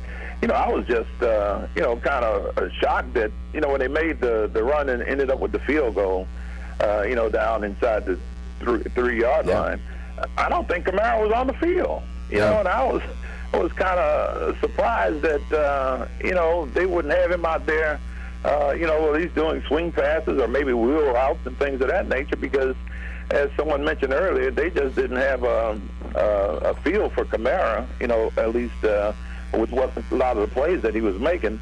But also on defense, you know, I was just, you know, kind of unraveled by the shoddy tackling.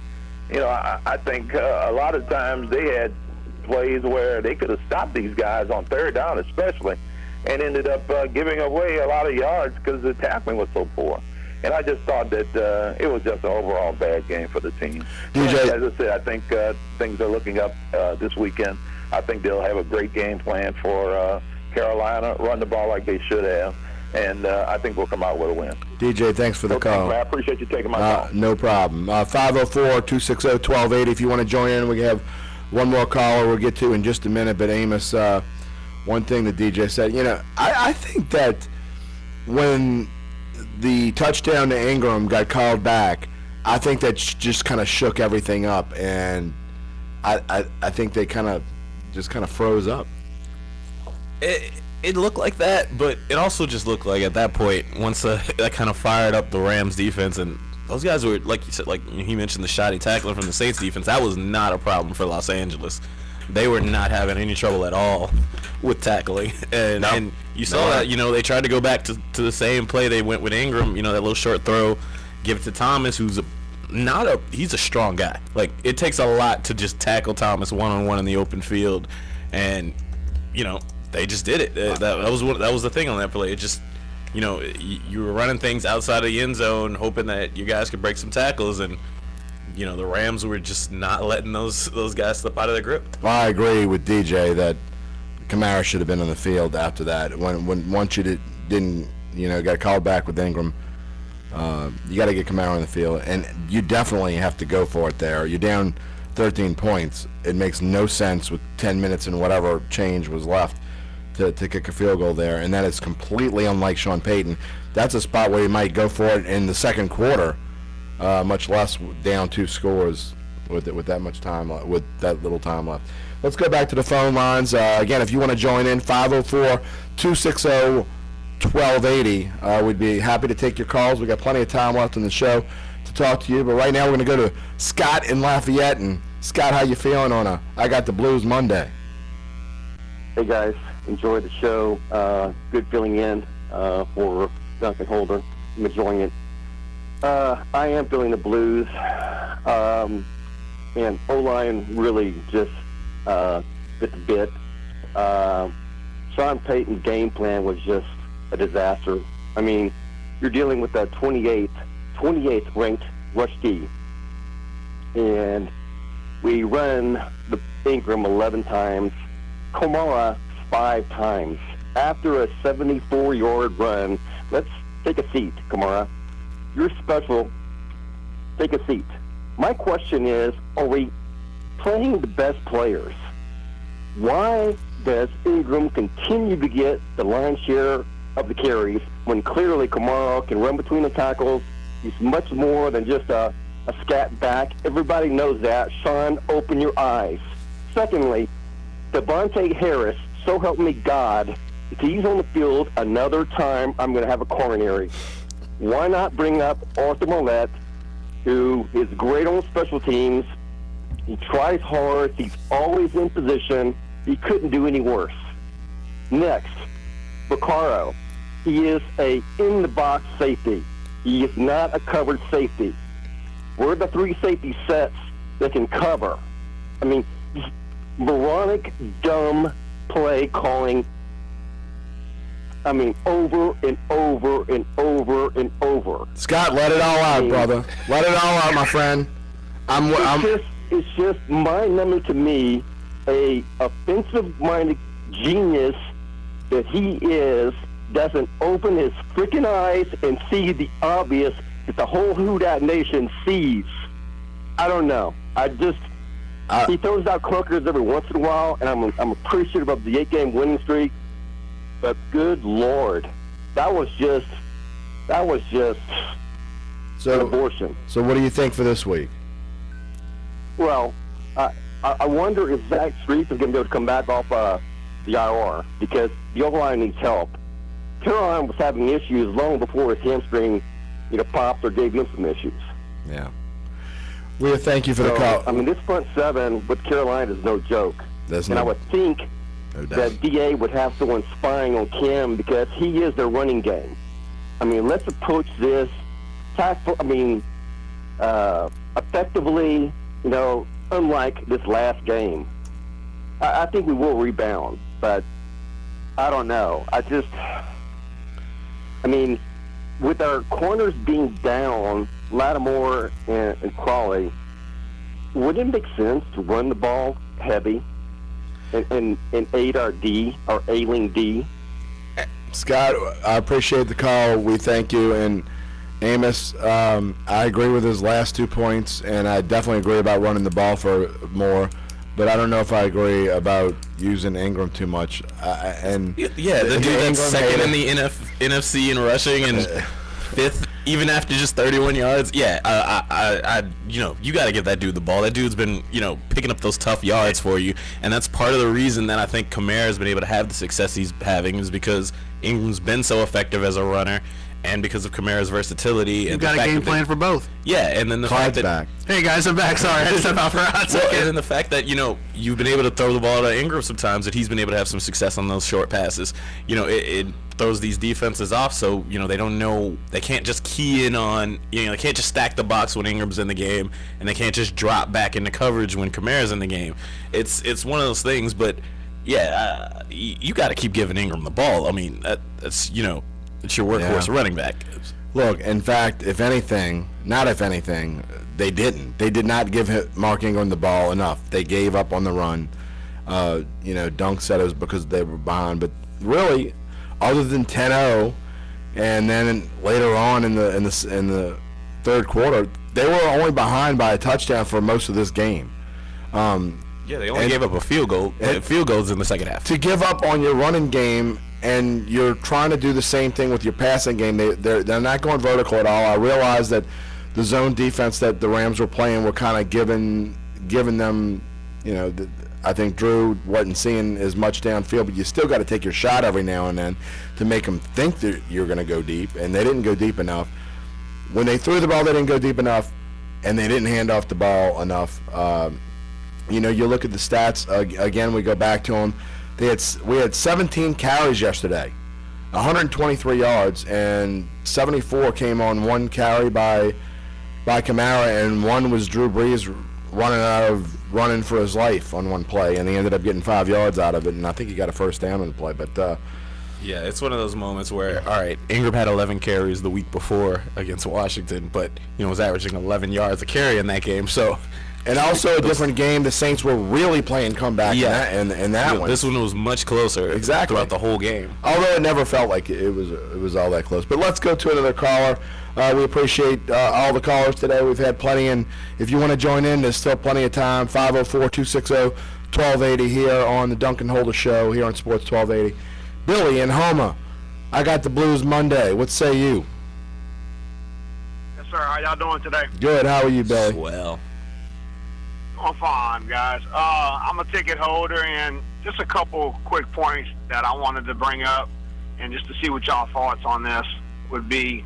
One is special teams. It looked like a big issue yesterday, and from y'all eyes, what do y'all see going forward over the next 5 weeks where y'all think we really need to improve on special teams? We can make an improvement. Second point is looking at next year after this offseason, Vaquero. That position is going to cost some money. Do you guys see us as an organization actually making a move to keep him? And the last question would be, nobody's actually talking about this too much yet.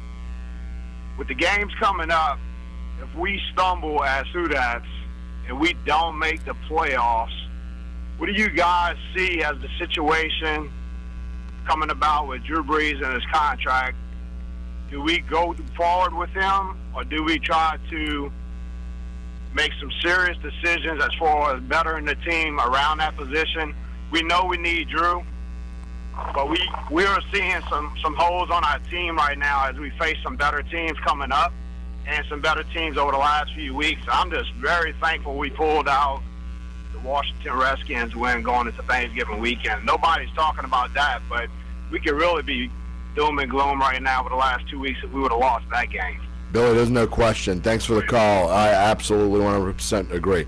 This would be a lot.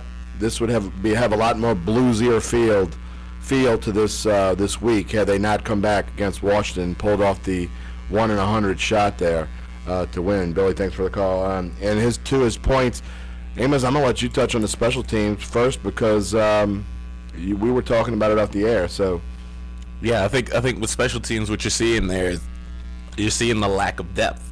That's because that's the guys that are playing special teams for you. They should back up linebackers, your backup cornerbacks, your backup running backs. You're seeing, Daniel Lasco was a special teams ace, and he's out for the season with a neck injury. So you see an injury there.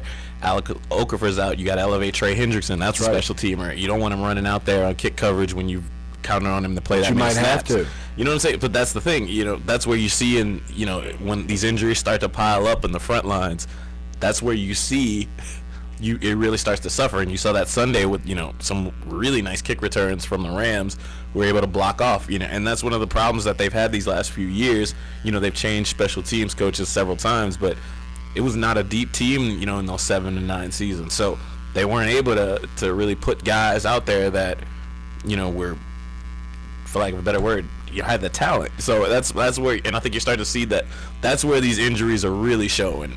And I find it interesting that it's the first time all season that we've talked about special teams. I think for the most part, they've done a fairly good job. And not in Sean Payton's eyes, obviously. Right. Well, they didn't yesterday, of course. And they bring in the special teams guru to come in and help not coach. even just that. You look at, they basically took punt returning away from Ted Ginn. They've got Tommy Lee Lewis active now as a punt returner. They've switched kick returners several times. They tried Trey Edmonds. They had Kamara back there. There was a lot going on. With them, they were tinkering with that special teams unit. We're gonna touch on the other two questions, Billy. We're gonna get to your other 2 points because I think they're both excellent questions, and I do want to talk about both of them. So when we come back from the next break, we're gonna touch on the Vaccaro and the Drew Brees question. So stick around, Billy. Stick around, audience. Everyone, come on. It's one loss. They're 8-1 in the last 9 weeks. Chill out, peeps. But they look so bad. Duncan Holder. Sports 1280. We'll be back in just a minute.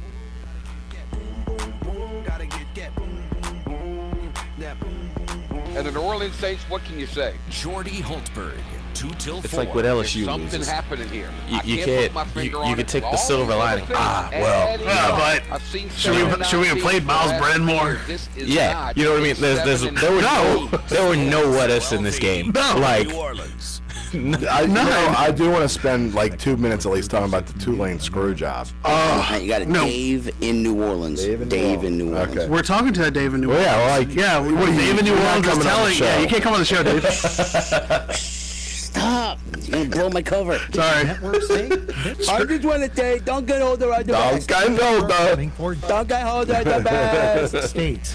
You my state. Screw job at Tulane. Screw job at Nichols. Programs. Oh yeah. The multi-year deal. Lots of bad refereeing. Tulane really got boned. Yes, they did get boned. They did totally get boned. Absolutely. CBS Sports. Poor you didn't see it? What happened? Oh, it was awful. It was bad, dude. Right now. Yeah. Dear God. It was really bad. And CBS Sports only had one angle, so they didn't have enough video evidence to overturn it. Did we put Graf under suicide watch? Oh, you should have heard the call. I was actually listening. I actually listened to the end of it, and I didn't see it till later. I was listening to Graf. He sounded like he was ready to dive off a cliff. I'm not joking.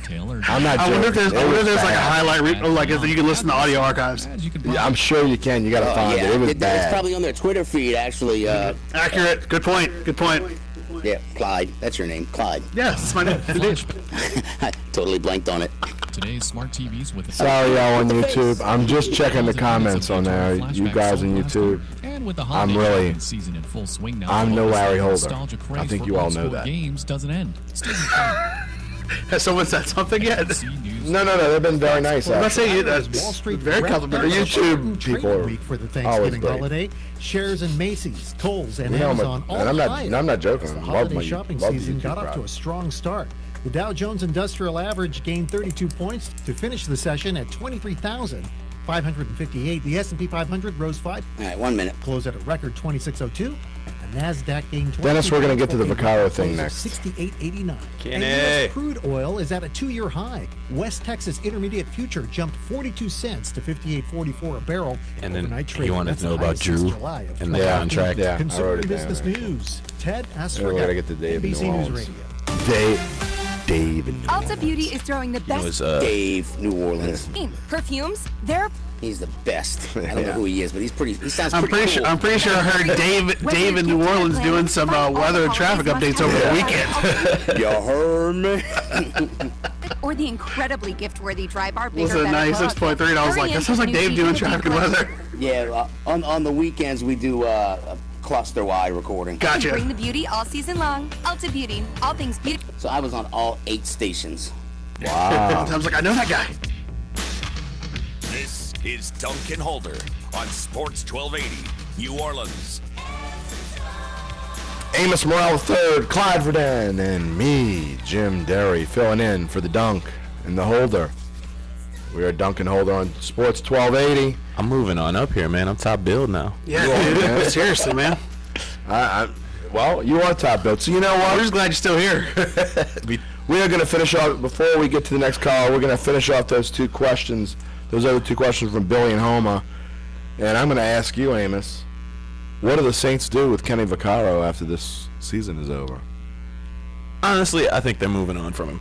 Yeah. You look at what they've drafted. They drafted Von Bell 2 years ago. They drafted Marcus Williams this year. Fantastic, by the way. Considering that they weren't giving him snaps in those first few games, so, that dude can hit. Yeah. He gave like 3 guys concussions in training camps. That guy's a talented guy, and he's a confident player. He understands what it takes to win, and he's got that attitude. To not dwell on the bad things. And Marcus Williams has also shown that he's a pretty effective player. And they've been drafting safeties, and I think in anticipation for them not being able to retain Kenny, because say what you want, Kenny, we talked a little bit about the bad play he had, but he's having a really good season this year, and I think the amount of money that he's going to be able to command as a free agent, it's just not going to be worth it to him when you've got 2 capable safeties there. All right, for all you people older than the age of 45 or so. Okay, so no one in this room, except for one of us. Which I fit in that bill. I'm going to tune out. Von Bell reminds me of number 37, Tommy Myers. So any of you people who watched the Saints back in the 70s when they were real bad, but they had this big hitter in the middle at playing safety, free safety, Tommy Myers, and he was lights out, man. We didn't have a lot of good defense back then, but he was certainly one of those great defensive players. And the last question, yeah, I got blank stares from Clyde and Amos here. Huh? Who? I love the Saints, but there's about a 15-year gap that we need to kind of bridge from there, bro. Yeah, okay. We're gonna get to that last question, and if the Saints don't make the playoffs, first of all, to think the Saints are going to make the playoffs at this point would be sheer panic. They would have to tank. Yeah, they would have to go 1-4, I think, the rest of the way to not make the playoffs. I think 10-6 with who they played and who they defeated is good enough. You got to think that they should easily find 2. Of course, 8 weeks ago I didn't think they were going to win 5 games, so who the heck knows? But they would have to do really, really poorly to not make the playoffs at this point.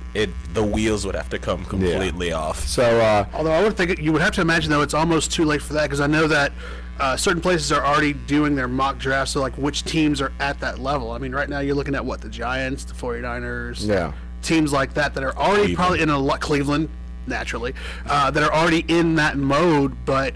Shoot, man. I mean, not that you couldn't. Kansas City's about to go in that mode. Yes, true. Boy. Remember when we were talking about the Chiefs earlier this season? If you have the Blues on this Monday, just think what it would feel like to be a Chiefs fan about now.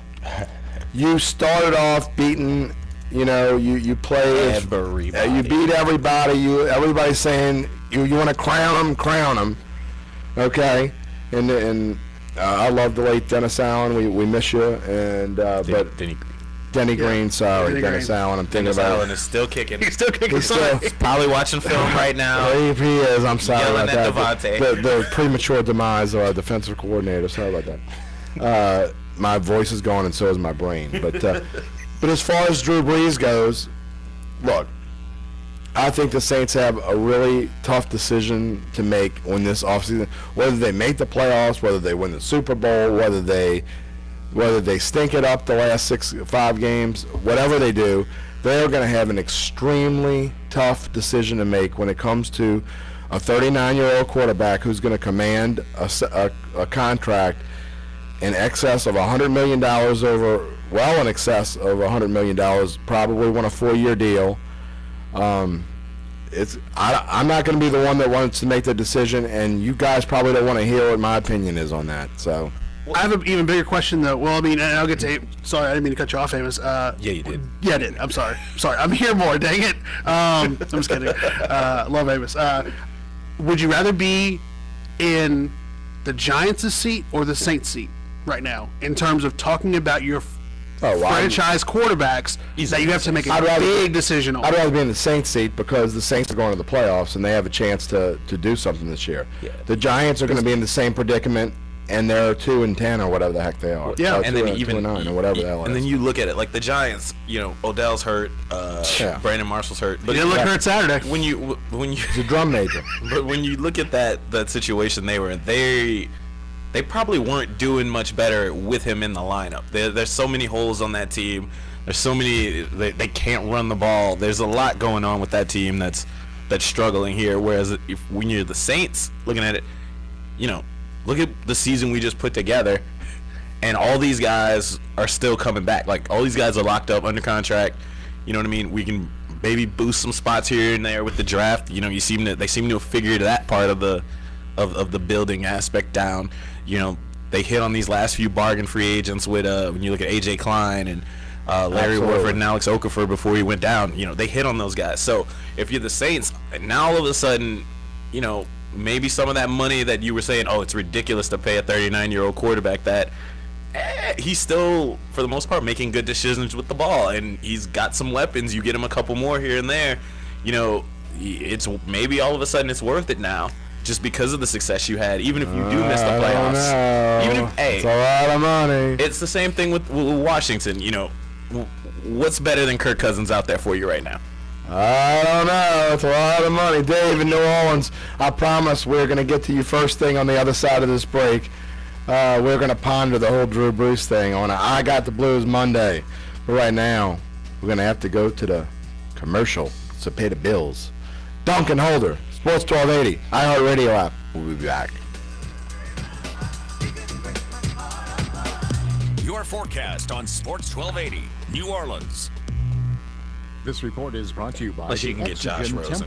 But, that's the problem with football. Happy Monday from the Fox 8 Weather Center. I'm meteorologist Shelby Latino, and after a cool start, temperatures will climb into the upper 60s. So the decision is you either take plenty of 2 years at $50 million, but a gradual warm-up is in store as we head toward the middle to late part of the week. Again, this goes back to how this team has been able to do it for so long. But how? We're talking about Tom Brady playing. Have a great day. We're talking about Tom Brady playing until he's 41, 42, and he's still somewhat mostly competent with the pieces they put around him. Why are the Saints any different? He's a freak of nature. Also accurate. And he also... He's also a first-round draft pick versus how many first-round Brees is throwing. Look, how many times does Tom Brady even get sneezed on? No, we know the times he gets sneezed on because he gets up and he looks so angry that someone touched him. Exactly. And then not only that, then the refs end up throwing a flag so that they're scared to hit him. There may be an ad that looks like it's from a don't get me started on Tom Brady. Just saying, man. It's a question. Because it's the same point. Because if you look at his productivity, and you look at the productivity of the Patriots and what they've been able to do, he's got 6 Super Bowl rings. It's also true. I'd be much more willing to pay whatever he wanted at this age. But there are a lot of people who helped with those Super Bowl rings that are also no longer on the team. But my argument here is the same argument for paying David Carr all that money, paying Matthew Stafford all that money, paying Joe Flacco all the money. It's Matthew Stafford's 31 years old. It's true. In terms of you gotta take the age out of it for a second and look, what are you gonna get better? And there's no guarantee. I think someone's going to pay Kirk Cousins a lot of money. Exactly. Someone's going to pay a lot of money. You can't mortgage your future because if you give him a 4-year contract, you're screwed. If he gets hurt or if he starts the aging process sooner, then you're screwed. Americans are talking about today. Pizza Hut has unveiled a new ultimate cheesy crust pizza. Yeah, maybe more Von Bell than overflowing with a 5-cheese blend. Does this sound good to you? Men and women were polled, and here's what they have he would have gotten flagged for that one I just saw. Oh, they would have flagged. He knocked himself out multiple times. I'm not joking. But the majority that dude would knock himself out. At 62% say that this new Pizza Hut pizza sounds 37, amazing. Dude. Now, if you want to hear about the 30 seconds. Come visit us at zipcoolusa.com. But yeah, no, Kirk's going to get a big check. Yeah. And that team might still, and whatever team that does do that still might be bad. But see, I think you do look for a QB in this draft. Absolutely. But I think you continue to advance. Oh, right there. That's a flag. In today's NFL. In today's NFL. Numbers are important to us because You get the I don't know if he could have played in today's NFL. He was old school. Learn more at stjude.org.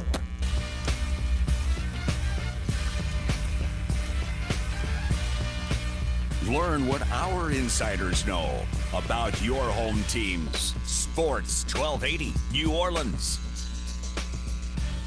Amos, Clyde, and Jim here on Duncan Holder on I Got the Blues Monday. Dave, you've been holding on long enough. Want to get right to the phone line. We got a little time left. If you want to jump in, you better call quick. 504-260-1280. Dave in New Orleans, you got the Blues? Hey, I wanted to add, I think the glass is actually really half full right now, even though we had a stinging loss this weekend. Like you said, we have a tendency to bounce back after we lose, and if anything can be gleaned out of that, we got two of the hardest games on our schedule ahead of us right now. We've got the Panthers at home, and we got to go on a short week to Atlanta. And actually, if you look at the rest of the league here, Philly's got to go out to the West Coast and play the Rams and then play Seattle. So, you could be very easy looking at a Philly team that's going to either win both games, and so the Rams are going to have a loss out of that, and they're not going to be 8-3 anymore. Or you're going to be looking at them having a loss, possibly two losses, and the same thing goes with Minnesota. They got to go down and play the Panthers and Atlanta. So there we have our destiny in our hands right now, and if we can get through the Panthers this next weekend, and I'm hoping the Dome is rocking. We just got to get this place rocking again. Get rid of that bad taste in your mouth from that Thanksgiving turkey. I think that's what really did us in, that bad turkey. Get rid of that taste, and let's get Dave. Going. Get this thing rocking again. Get back to fundamentals here. We got to get to a 12 o'clock game. Get us back in the groove, and I think things will be okay. You get this game, we could get that old feeling back, and then we get that Thursday game. Boy, I think we're going to really be happy in the next couple of weeks here. So the glass is half full.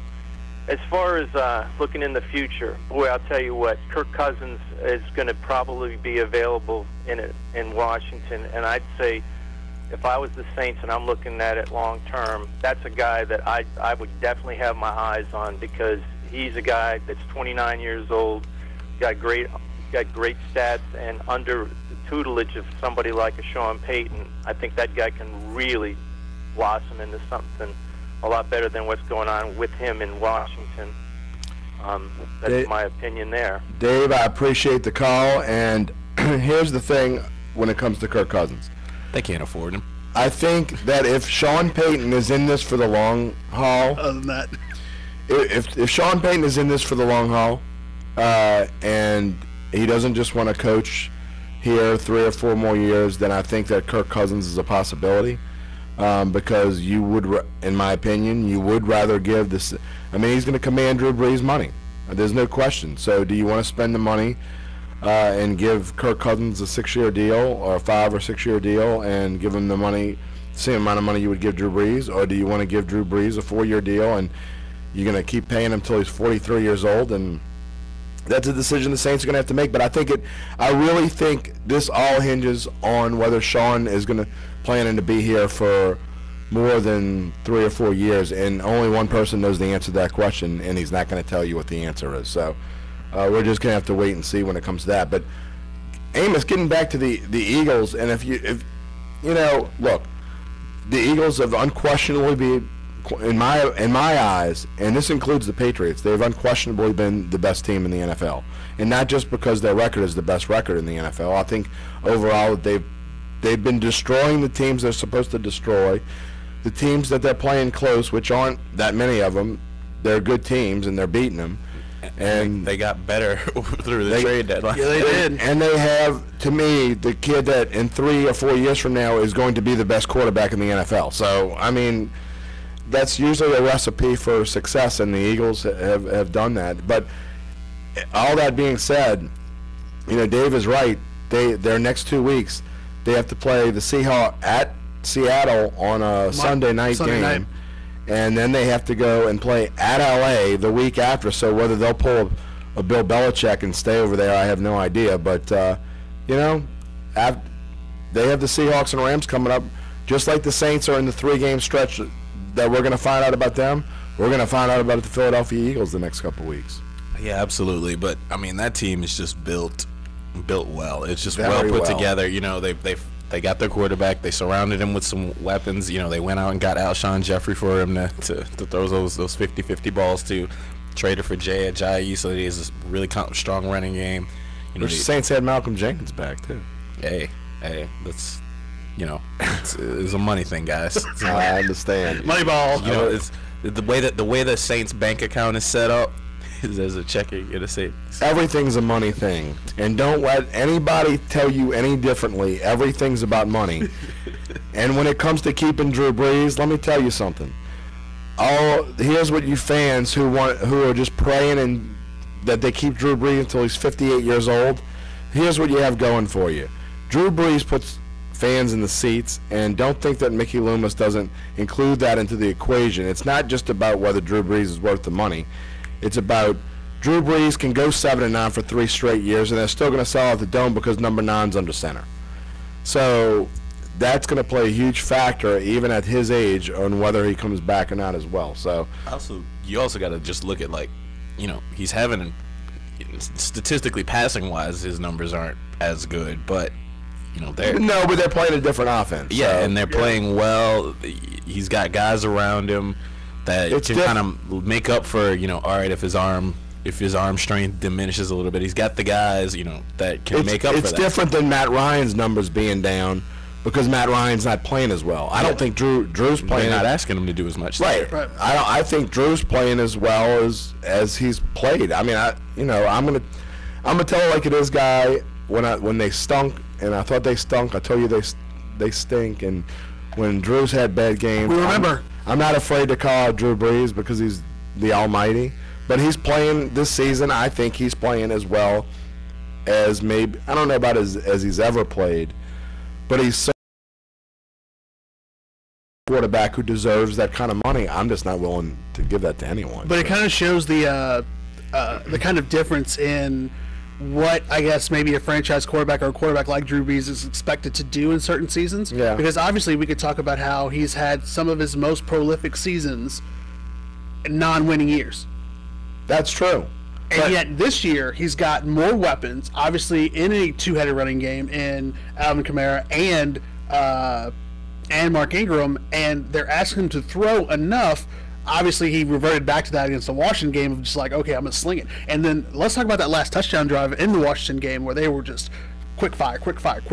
Like, why didn't we try that maybe towards the, the third quarter, fourth, things like that. So he still has that ability. He's just not asked to do it as much because he doesn't have to. And then you have an 8-3 record. Well, generally in history, as long as he's been here, the more yards he throws for, the less of the chance of saying, as silly as that sounds. As crazy as it is. I mean, when he throws for 400-plus yards, it usually means the Saints lost. Yep.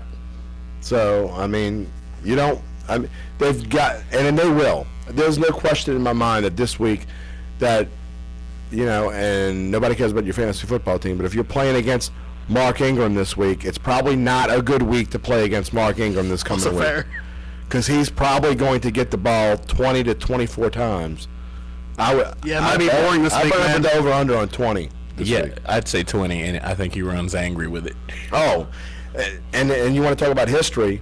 History shows that when he has a bad week, and it's not his fault he had a bad week, but when he has a bad week, he comes back with vengeance the following week. So I wouldn't want to play against Mark Ingram this week. Before we go to break, I do want to, because I want to finish off with the Saints and want to talk about Carolina. But I want to jump for just a minute or two and talk about the Tulane Green Wave. Just for a minute, because we've talked about the Saints all show, and we're going to finish with the Saints. And I know you didn't see it, Amos, because you were busy doing other things. I watched it. I listened to the Graph Man at the end of the game. I'm in a restaurant, and they didn't have the game on, and I couldn't get it on my phone, and I was getting aggravated. I'm like, oh, wait, iHeartRadio app. So I put on the Graph for the last couple minutes. I hope my friend Todd Graffanini did not jump off of a cliff somewhere. Or the top of the SMU press box. Dave, do you have any insight? Have you talked to the Graph?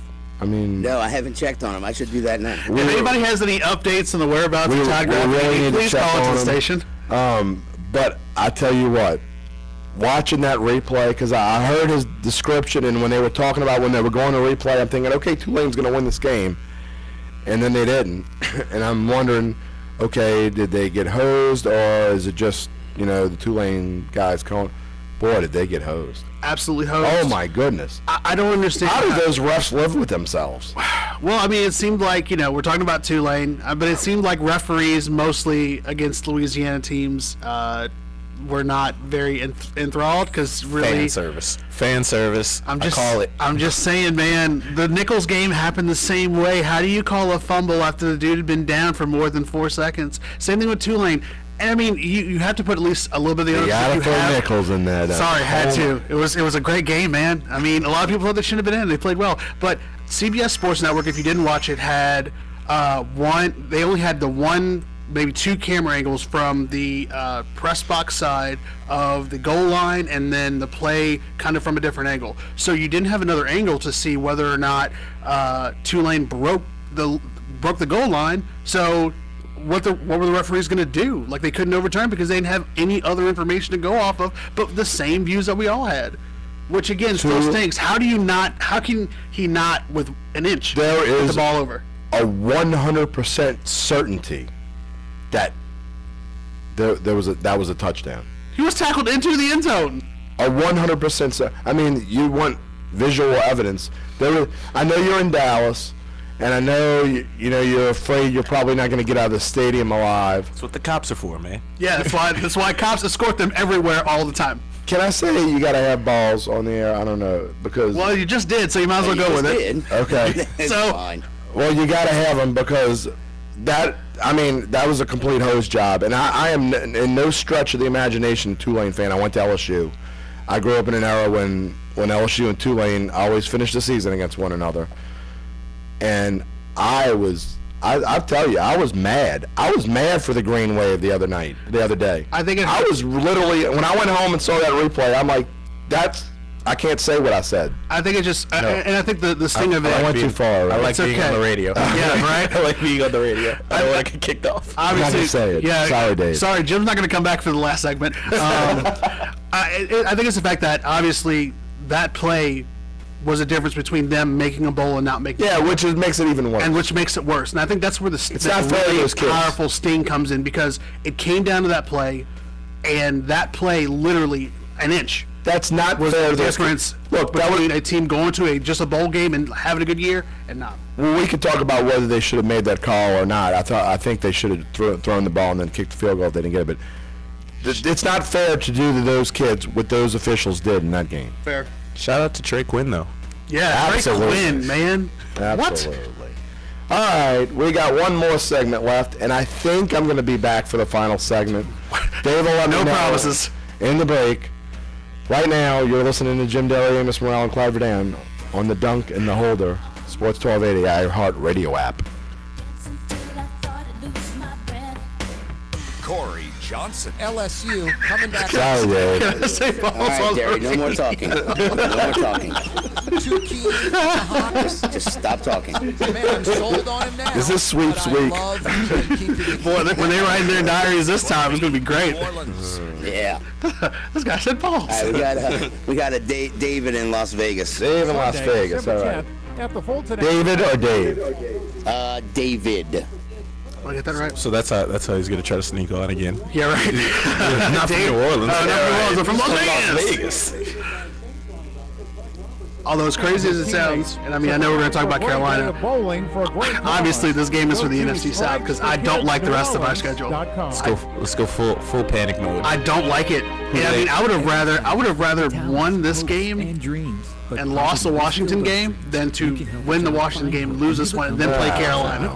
Because look, I think that this game is, and we'll talk about this. Yeah, Carolina has the Vikings at home, Green Bay at home after playing us, Tampa Bay, and Atlanta. Saints going to be fired up. We do the breaking. We broke a big story. I mean, traditionally, who do they draft? Stuff like this really, it kind of refocuses them. Yeah, it's going to make them have to practice hard. It's a young team. Like, they're going to be ticked off. They've had a good, they've had the good attitude and all, but it's still a young team. Yeah, you're right. Like all their key contributors, outside of Mark Ingram, are first and second year players. What's an 30 seconds.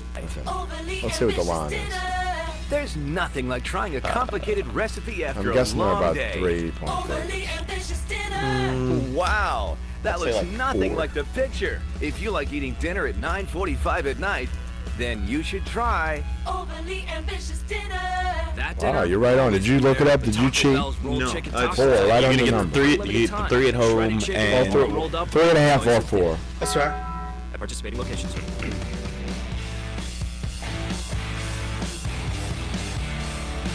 Dunk and Holder now. Josh Innes next at noon on Sports 1280, New Orleans. There was an official review, and I was allowed to come back for the final segment. Although I find it ironic that Dave played a song that has a curse in the title. Exactly. I think that's awesome. Man, you see what I did there? Yes, I like what you're doing, bud. We are Dunk and Holder. They may not be here, but we are Dunk and Holder. We are going to... I'm even wearing Louisville in honor of Jeff. I can't go that far. Yeah, we ain't going that far, bro. Louisville. All right, we got one more caller. And David in Las Vegas. It's I Got the Blues Monday. You got the blues? I do. Mr. Derry and Mr. Duncan, I got the blues today. I'm very disappointed in this game yesterday, my friend. Very disappointed. I really thought that this was a game that we should have won, whether it was by 3 points or a touchdown or whatever. We should have won this game. A lot of mistakes. I think I can't disagree with Peyton. It was a sloppy game. I mean, I thought we made a lot of errors. Devontae Harris, guys, come on. Why is this guy on the field? Poor Devontae. Why is he on the field? They had Sterling Moore. They could have threw him out there. I mean, listen, I'm not saying he would have been. I think he would have been a lot better. But I mean, I think Rams are still scoring points. I think that he would have helped to have him out there. I mean, these guys were being left wide open, missed assignments, poor tackling. This has to be, besides the Washington game, I thought this has to be the worst tackling game that I've seen the Saints since maybe a couple years ago. I mean, it was horrible tackling. Just they didn't play their game, and I think that the Rams exposed them. Now, we didn't have our two top corners. I get that. But overall, it was a sloppy game, guys. And offensively, I don't know where Mark Ingram. I mean, I like Mark Ingram. I'm not putting it all on him. He wasn't in the game. There's no flow to the running game. I mean, I saw Kamara. He's obviously a beast, and that guy should be Rookie of the Year, Offensive Rookie of the Year. How this guy doesn't get it, I don't know if he should get it. Hopefully he will get it. But just the flow of the game, I didn't see it. I just felt like we were just behind the 8 ball. We never made any progress the whole game. Very, very disappointed, but I think we'll bounce back. David, we thank you for the call, and they are going to bounce back. And I know Dave in our production booth, our producer, is not happy because he thought I was going to be the king of doom today, I think. But I had the funeral march prepared. I know you did, but I mean, it's they went to L.A. They played a team that there it is. There it is. That should be your come on music on Friday. Lay me in the casket. My now, eyes. If we sign Jason David back, I'll definitely play this on loop. Somebody put pennies on my eyes. We're still here, everybody. We're doing good. No, I mean, seriously. I mean, come on. They lose a game, they go out west, and they play a team that's going to win the NFC West. They might. I mean, Seattle is literally... Seattle now lost Cam Chancellor for the season. Oh, never mind then. They're done. Seattle's toast, and they also have a moron as a coach. Oh yeah, I was going to say I'm surprised he didn't light into who's overcome overcome every deficiency. I mean, he's won with maybe one of the greatest defenses in the history of the NFL. Certainly the greatest defensive backfield in the history of the NFL, which is how he won. I didn't realize you hated fun so much. He's a moron. He's an absolute. That's one way to put it. Fun. That's one way to put it. You're so anti-fun. I've been critical of Sean Payton throughout his time here, but Sean Payton is like Vince Lombardi compared to Pete Carroll. Wow. And that's not an exaggeration. He's a moron. Anyway, so the Seahawks are done, and the Rams are going to win the NFC West, and that's all there is to that. And then the Saints come home this week. They play the Carolina Panthers, Amos, and the Saints open up as, depending on where you look, a 3.5 to 4-point favorite, and the Dome's going to be rocking. It's going to be 325. There's going to be, as we used to say in the old days, lots of dome foam going on. Dave knows what I'm talking about, and you know, it'll be a fun atmosphere. They'll be having a party in there. Oh, absolutely. I think that late start time is going to give those fans a lot more tailgating, and you know how we do it in Louisiana. I know how I do it. And, yeah, you've told us many times how you do it. Yeah, I do it. You know, I have a 6-year-old and a 1-year-old at home, and and I'm telling them to be quiet for most of the game. That's how I do it. Yeah, which is why your voice is also mostly wrecked. Probably is. You know, we had a bad day yesterday. So, but anyway, Amos, what do you think going into the Carolina game? We've already, the Saints have already defeated them once this season. The game plan, obviously, as I believe Larry talked about earlier, you're going to have to put a spy on Cam again. Will it be A.J. Klein? I don't know how they're going to decide to defend that, but, you know. You gotta think Craig Craig Robertson would draw that assignment just as he seems to be a little bit better out in space. You know, AJ's pretty good in space, but he's, you know, really where he shines is when it comes to stuff in the run. I gotta think the key here is gonna be to see how much Marshawn Lattimore practices this week, if he practices at all. You know, obviously with an ankle injury, it's one of those things. He didn't practice at all last week, but Klein didn't practice much the week before and was able to get back this week. So I think that'll be key, because if you can get him out there and, you know, you have to put PJ or you have to put Devontae. I think Devontae sees the field again, by the way.